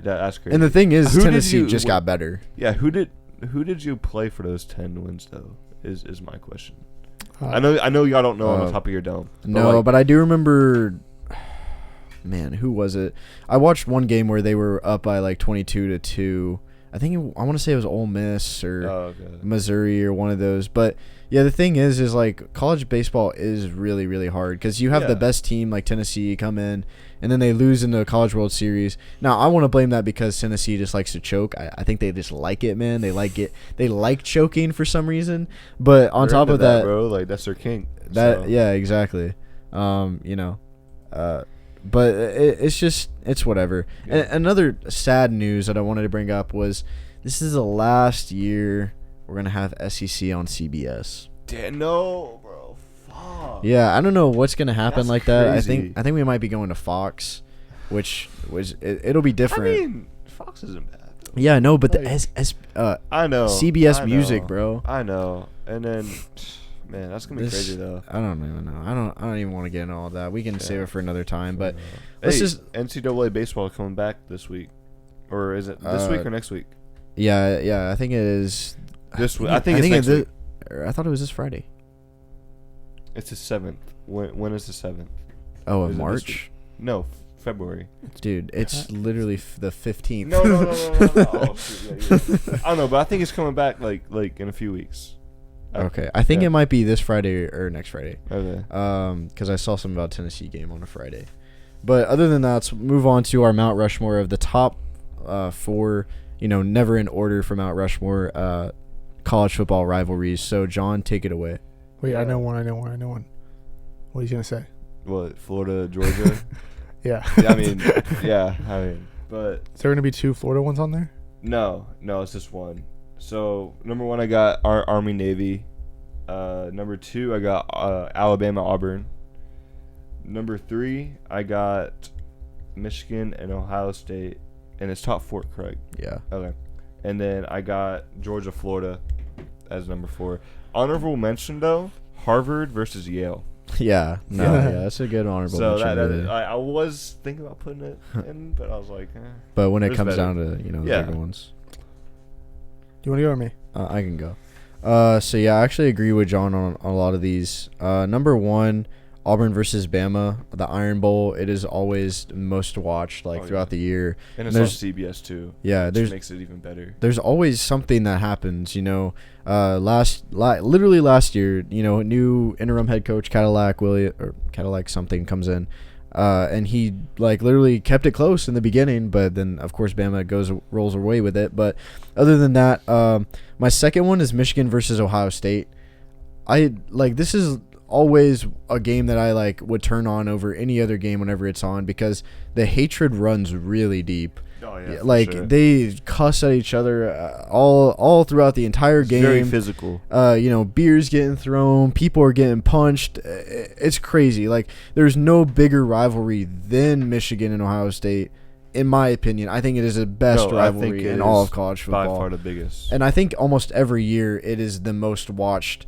No, of course it's the most watched Big Ten game, but it comes up to be 1 or 2, most watched game throughout the entire season because I think Tennessee and Bama won last year, which is very nice. But other than that, I have the Red River Showdown, Texas versus Oklahoma. This is always a really good rivalry to watch. All the time it comes up, and all the time it's a Big 12 game you're going to want to watch, and it's just really fun to see. And then my last one is Army versus Navy. I got to go with John on that one for sure.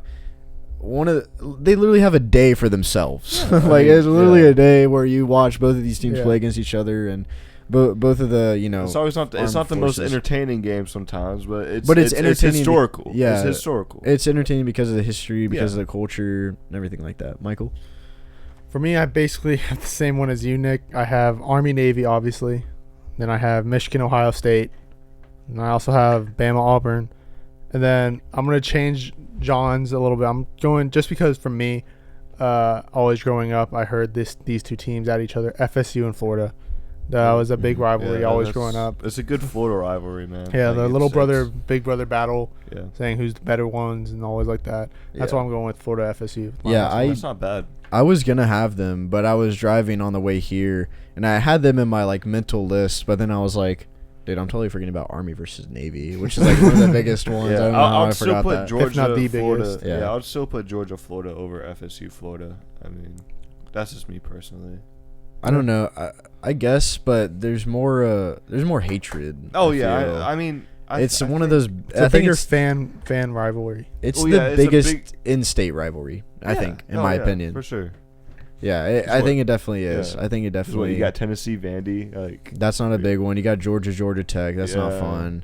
UCF, USF. Yeah, that was an honorable mention. USF and UCF. I wanted to say that. Well, the FSU Miami one's pretty big. Yeah, it is. That is actually a very big one. That's actually. I think I would put that top 5. FSU versus Miami. In-state rivalry. That's probably the second best in-state. It goes Florida FSU and then FSU Miami probably. Yeah. Yeah, I can see that. Yeah, I could see that. And at number 3, I would have USC versus UCLA. Oh yeah, that's always good. It's always. Yeah. Wait, what the hell are we talking about? Bama versus Auburn is in-state. Oh yeah. Bama versus Auburn. That's number one. Yeah. That's one. And then what we're saying. Yeah, exactly. Jeez. And then right after them is obviously USF and UCF. Yeah. Of course. Obviously. USF fans are like huge. They will never have the better of us. They always pop out. Yeah. They always do. Always pop out. But let's just move on, guys. Shows, I like this because it's kind of like a longer show, but it's getting late though, man. I'm getting tired. Dude, you just took a nap. It's 6 o'clock. But like, dude, it is 6 o'clock p.m. It's been a long day, John, Mr. Cold Takes, man. Even outside of cold take, I'm just tired. You just said it. You took a nap before this. That doesn't mean I can't be tired. Yeah, you're tired from the nap, dude. You know what you need? You need some W, man. We got some W right here for anybody listening. W plug. Use our code against the call. All caps at www.w.gg. Yeah, for 10% off your next purchase. Hey, Jinx again. I said Jinx it again. Before, I no, said you it didn't. You. Who said that? I said the second Jinx before you. Mike got you on the second one. Yeah. So I'll take it over from here. The next segment. I mean, you're not gonna have much to talk about on this one anyway. What's in the air? What's the issue? Los Angeles Angels. Nick, what do you have to say about this? Oh, he said my name. There we go. All right. I wanted to bring this up because last podcast there was a very interesting thing where we had Ohtani, we had Trout, two of the best players we were talking the two best players in the league. Yeah, arguably. And then they can't make the playoffs. So really, this segment was made for me to kind of learn a little bit more.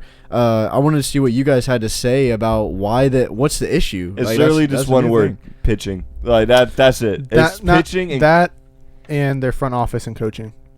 That's whenever I'm thinking about it, I'm thinking that it has to do with that. Sure. It's the front office, their coaching. I mean, their coaching wasn't bad. Joe Madden. They had Joe Madden. They have fired Joe Madden, and I'll tell you why. That's where front office comes in. I know. They're not good at decision making. Okay. I love Joe, and I just come Obviously from a Rays fan. fan. I love Joe, and I think he's a phenomenal manager. I hope. I know he's not, but I wish he would come back to the Rays, not for a manager, but maybe as a bench or maybe as something. But yeah, I do agree with you. It's the front office and pitching. Now Joe Madden won manager with the Cubs, right? Yeah. He won a World Series, and he has 3 manager of the years. I want to say. Wow. Okay. He is a very good manager. So what's the issue with him coaching? Nothing. That's the front office. He wasn't. I don't understand. I don't really. He didn't have the weapons. Like when he was there, he had Mike Trout. He had Mike Trout and Yeah, Shohei. Shohei was he was banged up, but he was still there. That was Shohei's first year, I think. Then they fired him. Right? No. Shohei. This was Shohei's like second year. When they was it last year? It was last year they fired him because they had so this was, I think, Shohei's second or third year in the league. I don't know when he got like picked up, but Shohei was because you got to think the year before he was 2020 he was a DH. He didn't pitch. He had because he had Tommy John. Right. So he had 2 years of pitching and hitting. And I mean he had the weapons.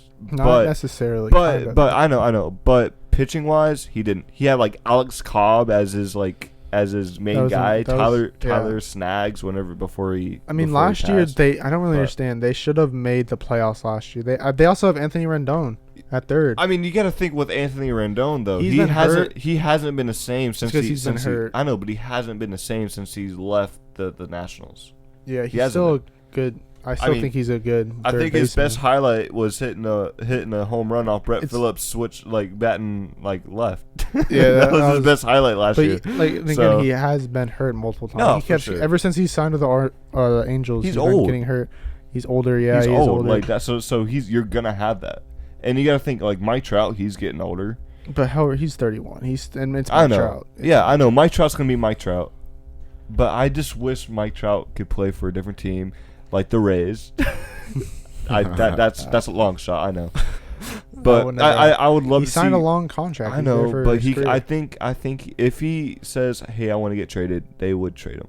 I know that's not how it works with baseball. I mean, it kind of works like that with baseball. League. If you request a trade, I know, but they're a little bit more stingy about that.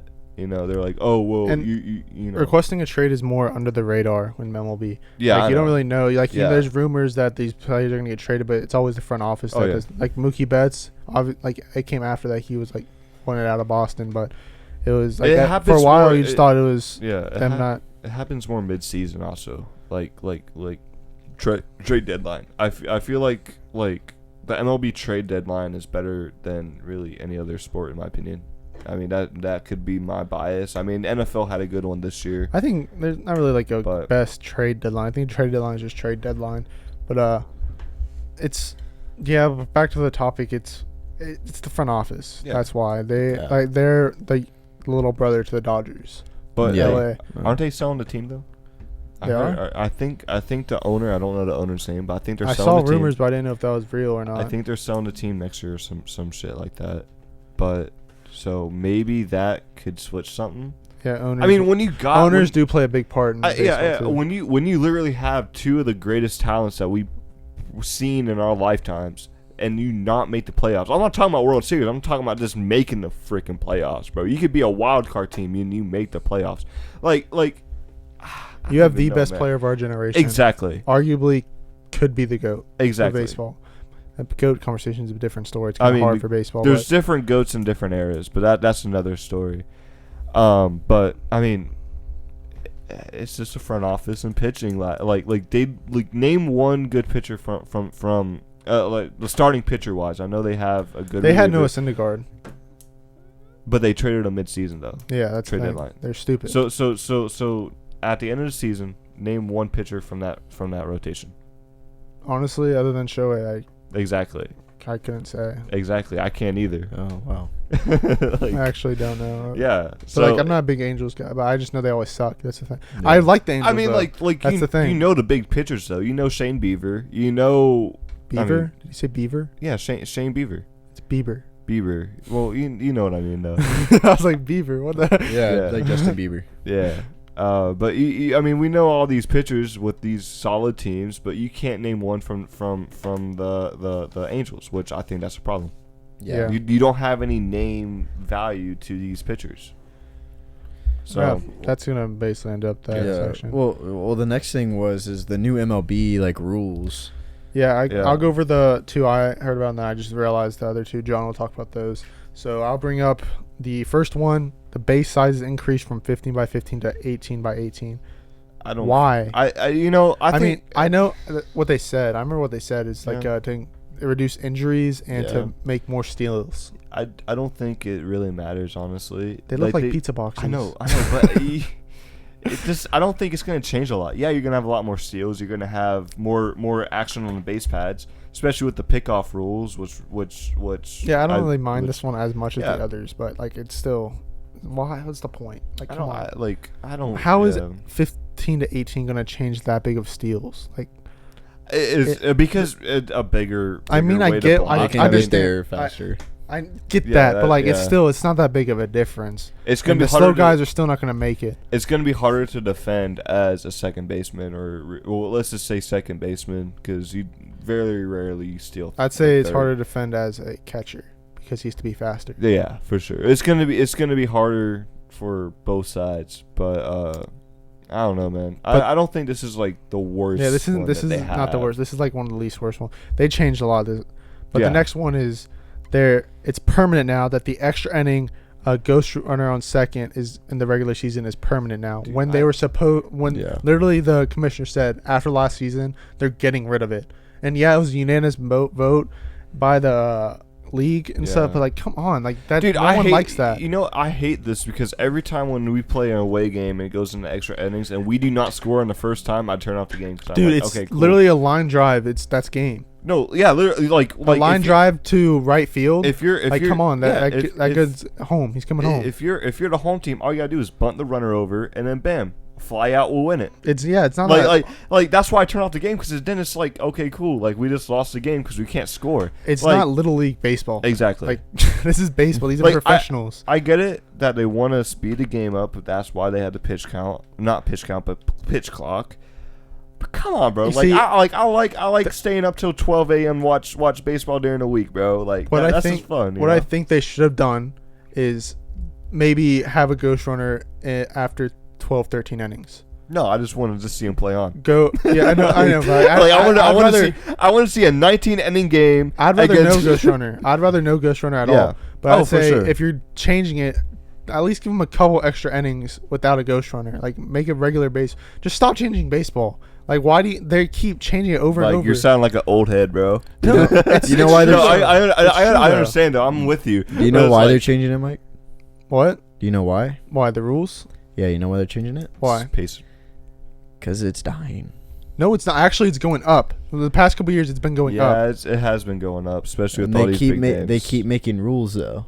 To change the pace of the game to keep it going. For the past 10 years, it's been going up. They've been changing rules for that past. And that's why they're changing the rules is 3 to 5 years. Make the games faster. Because let's be real, no normie wants to sit down and watch a 3-hour game. Normie? Yeah, no normie wants to sit down and watch a 3-hour game, but this guy's swinging bats and hitting balls. Like, you got to know the sport. You know, like with basketball, you can sit down and watch a game and be like, okay, this is awesome. You're seeing dunks and shit. But like the most exciting thing to happen in the game, if you're casual, is a home run. That's it. Like if you sit down and watch a game, do you really watch a game? I'm talking to you personally. I know how baseball works. I know, but like you don't watch it like how me and Mike does though. I'm sure I do because I know how the game works. No, you know how the game works. Not to watch it because it's boring. Because it's boring. Yeah. Exactly. We know the ins and outs. We know the players. We know I know you know the sport. Yeah, like if I knew the players a little bit more, for sure. So. But I think, it's like I know the history. I know the rivalries. I understand all that. I understand. You know the basics. And the thing is like I don't hate baseball at all. Like I watch the postseason. I keep up with it like a little bit. But during the regular season, you know, after the first month goes by, it's like, I mean, it's long. It's long. Which I do like it. It gives you something to watch every day. I mean, it's when it comes to playoffs, like the most exciting sports in playoffs is football, and for me, baseball. I love watching when it's my team. When it's your team in the playoffs, I think it's one of the most I get the most hype with baseball. Well, yeah, because it's your team, and when you watch 110 games, you're not going to watch a full 160. Like for me personally, I know this is obviously not a lot of people agree, but if it was like the Celtics playoffs and Red Sox playoffs, I'd rather watch the Red Sox playoffs. I just think it's more entertaining because things can change like that. Yeah. With a home run, it can be down by 4. Someone hits a grand slam, and there's momentum in baseball. I know people want to argue that there is momentum in baseball. Yeah, of course. When you have some guy hit a home run and you're sitting on deck, you're gonna feel that. Yeah. Like unless if you see a guy that get like even a base hit, you're gonna get fired up. But if you see a strikeout, you're like, oh, okay, that's cool, and you're getting diced up. That's not gonna be cool. And you go on a rally and stuff. And exactly. And all your hopes as a fan, just like, oh my god. And it's just, like you just be like, dude. The best thing I could say is Game 4 of the World Series where Brett Phillips came up. I was like, dude, there's no way in hell we're gonna come back, bro. We got a great reliever. I forgot his name. And you have freaking Brett Phillips. Like, who the hell is this guy? Yeah. And then he just comes up big. I'm like, was Jensen the pitcher for that? No. Oh, was it Jensen? The World Series. Yeah, it was Jensen. It was Jensen. So this is another Jensen classic, bro. Like the most for me, it was like last time was probably the playoffs. The playoffs against the Rays. Me and my brothers were all. It was against the knockout game. Like, my dad was watching it in there, and then me, Andrew, and Chris were all in Andrew's room, all standing around the TV because they were going on a rally, and then Christian Vasquez, boom, game's over. It's like, we're going crazy. And they set it up so good, which the script had it as a walk-off, because you got to think, you had Matt. You cannot bring script into baseball. Listen. You literally had, no catcher has ever hit a walk-off home run in a playoff history, and bam, just all of a sudden, like, you cannot lie. That's scripted. You can't be a script in baseball. Yes, there can. It's way too hard. Yes, you can, bro. Yes, you can. Fucking script in any sport. But I'm saying, there's not one in anything. But like the hardest one to do would be baseball, which they did in the playoffs in the biggest stage against. Cry about it. But I'm still crying about it, bro. I'm still crying about the damn. I remember I went right to the group chat after that. I was like, "Fuck you, John." No, you let me hear it. I was like, "All right, cool." I was getting on you the whole season because we did beat you in the regular season. It was like, regular season don't matter now. We're just moving on. I mean, dude, I just remember that that ground rule double for Kiermaier. With Renfroe, that still haunts me to this day. That's actually worse than getting walked off with a SpongeBob SquarePants guy. Like I swear, like. Also, in person for baseball is like a lot of like close games. Oh yeah. There was a game I went to, Blue Jays Red Sox. It was neck and neck, and then like the 9th inning, JD Martinez home run. Yeah. Red Sox take lead. Red Sox win. Yeah, I mean, that feeling of like if you actually like a team and get to know them, it's like for any sports like. It gets you so hyped. I think with me, I gotta go because I only been to baseball and football. I wish and this could change over time, but I would put baseball over football for me personally. Now, whenever I went, we had Jameis Winston. We did end up winning that game, but I'd still put baseball viewing from the stands experience over football. And then I think once I go to the hockey game, I'll put hockey over that because I heard hockey is like one of the most best in person. Yeah. So I think once I finally go, I'll put that over. But yeah, man. We're getting totally off topic. I know, but I'm gonna go back to the rules. So I think with these new rules, I think I know it sucks for us, but I think over time it's gonna be great. It's gonna change the pace of play. They need to stop changing the big things. And I think this will be the last big change. I think this will be the last year they're going to change. I don't know what type of baseballs they'll have. I don't know. Commissioner Manfred sucks. No, he's the worst commissioner in American. In American. But what baseballs are we going to get this year? Are we going to get the juiced ones or the dead ones? Like, what? Actually, no. Better question. Who's going to be on the market this offseason? Is it going to be pitchers or hitters? Because that's in play. Because if it's pitchers, bro, we're gonna get the juice balls. If it's hitters, then you're gonna get the dead balls. So it's like, I don't know, man. But you were telling me there's 2 more. Like I said, the pitch clock and the pickoff. So if I remember this right, you're only allowed 2 pickoffs per batter. That's stupid. So it's another stupid rule change. I mean, you know this. So let's say if I have Randy on base and you have Chris Sale, he's only allowed to throw 2, and on the third one, he gets to advance or something. It'll be a balk. Let's just say it'll be a balk. So that means on the third one, if you throw over twice, the third you're gonna be running because he can't throw you out. The catcher can. You see, the thing with that, I think most baseball fans all think this one is stupid. Because when it's a home game and they keep pitching it back, then that home team, they start booing them, and then that's on the pitcher. So I know, and I think it's a psychological thing, but I also think this is a good thing as well, because you have literally these pitchers. Because I've seen this before. they throw over like 5 times and this jit ain't moving. Like I saw Randy get thrown. I think it was either Red Sox or Yankees. I saw Randy get thrown. Yeah, he got thrown like what 5 times in a row, and this man's over here just giggling, bro. Cause like, it's fun to watch though. I think it's not really fun. I'm thinking about it as a casual like viewer. I'm not talking like as a casual viewer. You're like, why in the hell is this guy getting thrown? I get he's fast, but like if he doesn't work like okay, I get it once, I get it twice, I get it 3 times, but 5 times really? I mean, like it also just slows the pace of the game. The main thing about these changes is it's gonna change the pace of the game. Also, I want to see bags. I want to see bags and steal. By pace of game, actually, the average baseball game is only 3 minutes longer than the average football game. Yeah, I know. But there's a lot more going on in the football game as well, so I think if they speed it up as well.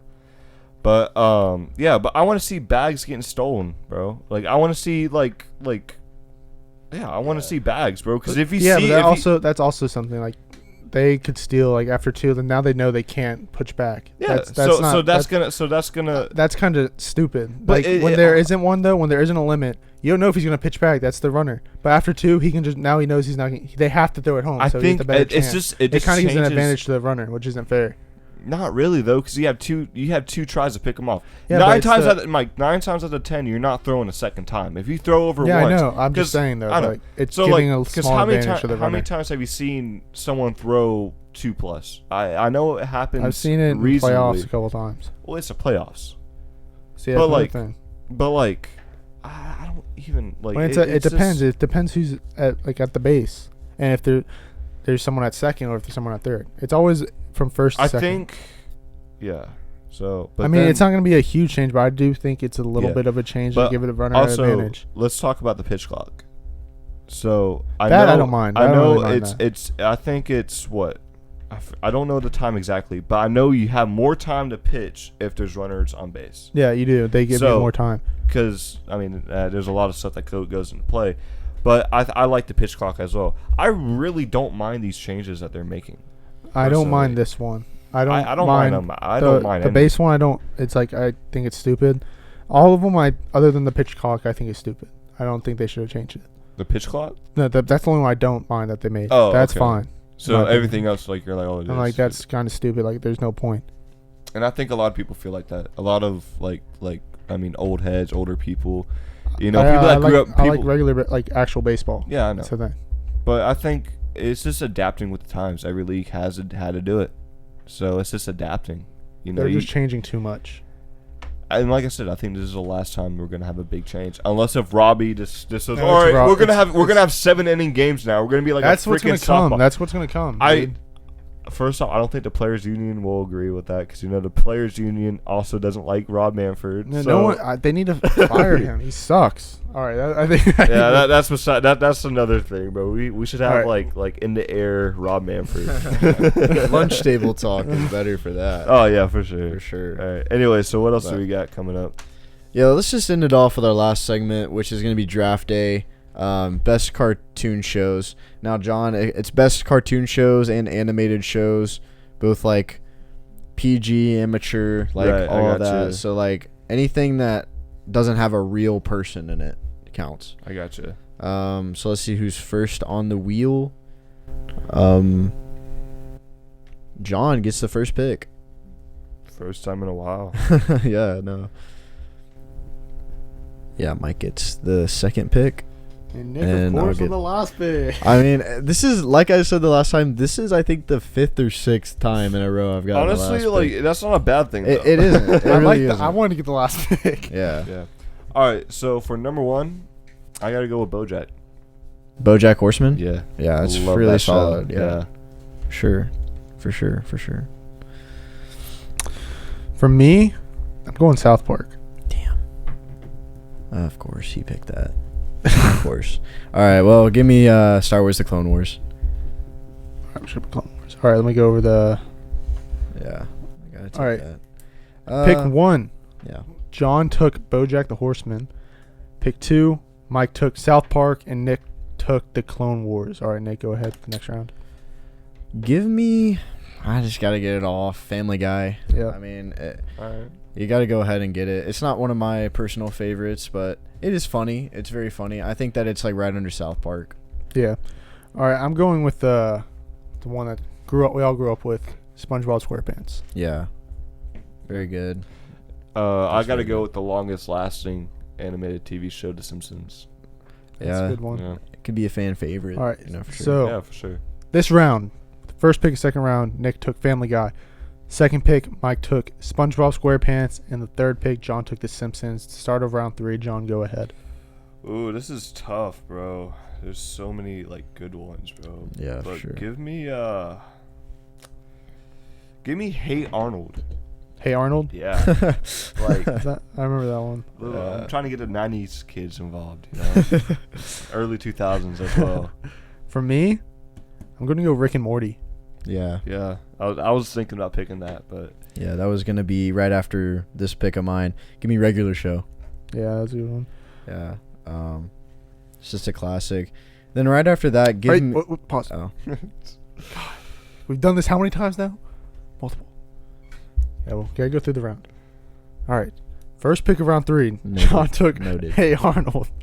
Mike took Rick and Morty, and Nick took Regular Show. Start of round 4, Nick. Now you can start. Give me the first Teen Titans show. So just Teen Titans? Yeah, Teen Titans. All right. There's actually so many, dude. Yeah, I know. A lot of good ones. And I sadly don't have my list because my phone's recording this. So it's like, okay. I am going to go with... Oh, this is so hard. There's like so many good ones. Yeah. Dude, just pick. It's hard to pick, dude. You know what? I'm going to go Phineas and Ferb. okay. Yeah, I'm gonna stay in the 90s because, I mean, I just love the 90s cartoons, and I'm gonna go with Hey Arnold. You just No, not picked- Hey Arnold. I meant the Rugrats. I was about to say, Yeah. literally, that was your last pick. Yeah. All right, this round, Nick with the first pick of round 4 took Teen Titans. Mike took Phineas and Ferb. John took Rugrats. All right, John, your last pick. Give me Beavis and Butthead. That's a good one. I totally forgot about them. Yeah. All right.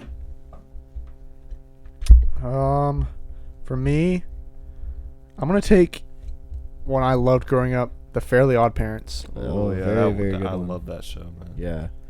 Now, with my last pick, I mean, there's a lot of solid ones. When you think Cartoon Network, you think, Nickelodeon. Even Disney had some good cartoons. But I think we're forgetting, like, one huge one that's been flying under the radar here. Looney Tunes. Oh my God, I did forget about that. Yeah, I mean, it was very, like, ongoing. And even growing up, they had a few Looney Tunes shows for us to watch. Space Jam as well. I mean, I love the Space. I know that's a movie, but dude, Yeah. I love Space Jam. Michael Jordan's one, not LeBron James one. I know it was kind of corny, but All right, for this final round, it was Beavis and Butthead with the first pick, Fairly Odd Parents, and Looney Tunes. Now let's go over the teams. Team John, BoJack the Horseman, The Simpsons, Hey Arnold, Rugrats, and Beavis and Butthead. Team Mike, South Park, SpongeBob, Rick and Morty, Phineas and Ferb, Fairly Odd Parents, and Team Nick, Clone Wars, Family Guy, Regular Show, Teen Titans, and Looney Tunes. how did no one pick Gravity Falls? I had that on my list. I was gonna pick I was that waiting for or, one of y'all to Fairly pick Odd that. Parents. I was waiting. How did no one pick Adventure Time? I also had that. I How was a did big no fan one of that. pick Smiling Friends? How did no one pick Uncle Grandpa, bro? Jimmy Neutron, bro. Danny Phantom. You know what? Flintstones. How did no one pick Flintstones? I'm gonna give this one to you for the sole fact you had South Park. I took that because literally every snap he sends me when he's just doing it, it's just South Park. I've been getting a lot of South Park Yeah, on my because For of You it. page. Like I've been getting South Park all the time on my For You page. Dude, now. it happened. It's like a virus, It's bro. Like people weird. just be Nick starts sending me Snapchats of South Park, and now my TikTok is just South Park. Yeah, Which I'm not complaining. I You love know what it's South a Park. virus, bro. What Like, I used to I've been getting them for a while now. It's been like a month or two since I've been getting like South Park clips, but I used to like watch them all, but then I was like, you know, we got HBO Max at my dorm, so I'm like, just watch it. I go to the comments, see what the episode is, and I watch the entire video. Yeah. Sometimes they cut out like yeah, a lot. it pisses me off. Yeah. Like I keep doing that. I have HBO. I don't know why I just watch it. I'm too lazy. But dude, that's what my girlfriend does. Like she finds like a Family Guy, and they're like, "Hey, we're gonna watch this tonight." I'm like, "Bro," and then she like, we're gonna watch like, season 8, episode 12. Yeah. It's like okay. Oh man. But all right, that's gonna wrap it up for episode 22 of Against the Call. You know, it's great to mention, guys, like we did before, a slight plug, but at the end here, plug, yeah. So we got, you know, use our code Against the Call on Dubby at www.dubby.gg for 10% off your next purchase. And I don't think we've got to talk about it enough. It's been flying under the radar a little bit for us talking about it. I don't know why, but use our code ATC on SeatGeek for $20 off your first purchase. That's a lot of money off. Hey, your first purchase. If it's not your first purchase, just sign up with another account. That's $20 off your next purchase. Exactly. Like, just sign up with a different email and boom, just put your credit card in. $20 off your ticket. Exactly. You know, you can keep doing that over and over again too. It helps us. Not going to say that. I'm just going to say it helps us as much as. I mean, it helps you guys even more. $20. That's a lot of money. $20 off a ticket. That's a lot. Yeah, I know. I will be using it like for us. I will be using it for sure. But like that's about it. And there's going to be a lot of great content coming up very shortly. Have Victionary on again. He was so much fun. Victionary was a lot of fun, man. And make sure you go check him out at VictionaryHD on YouTube. For sure. So if you stuck this much through, like, just thank you again for watching. A lot of big things coming up, but that's gonna do it for us. So we'll catch you guys in the next one.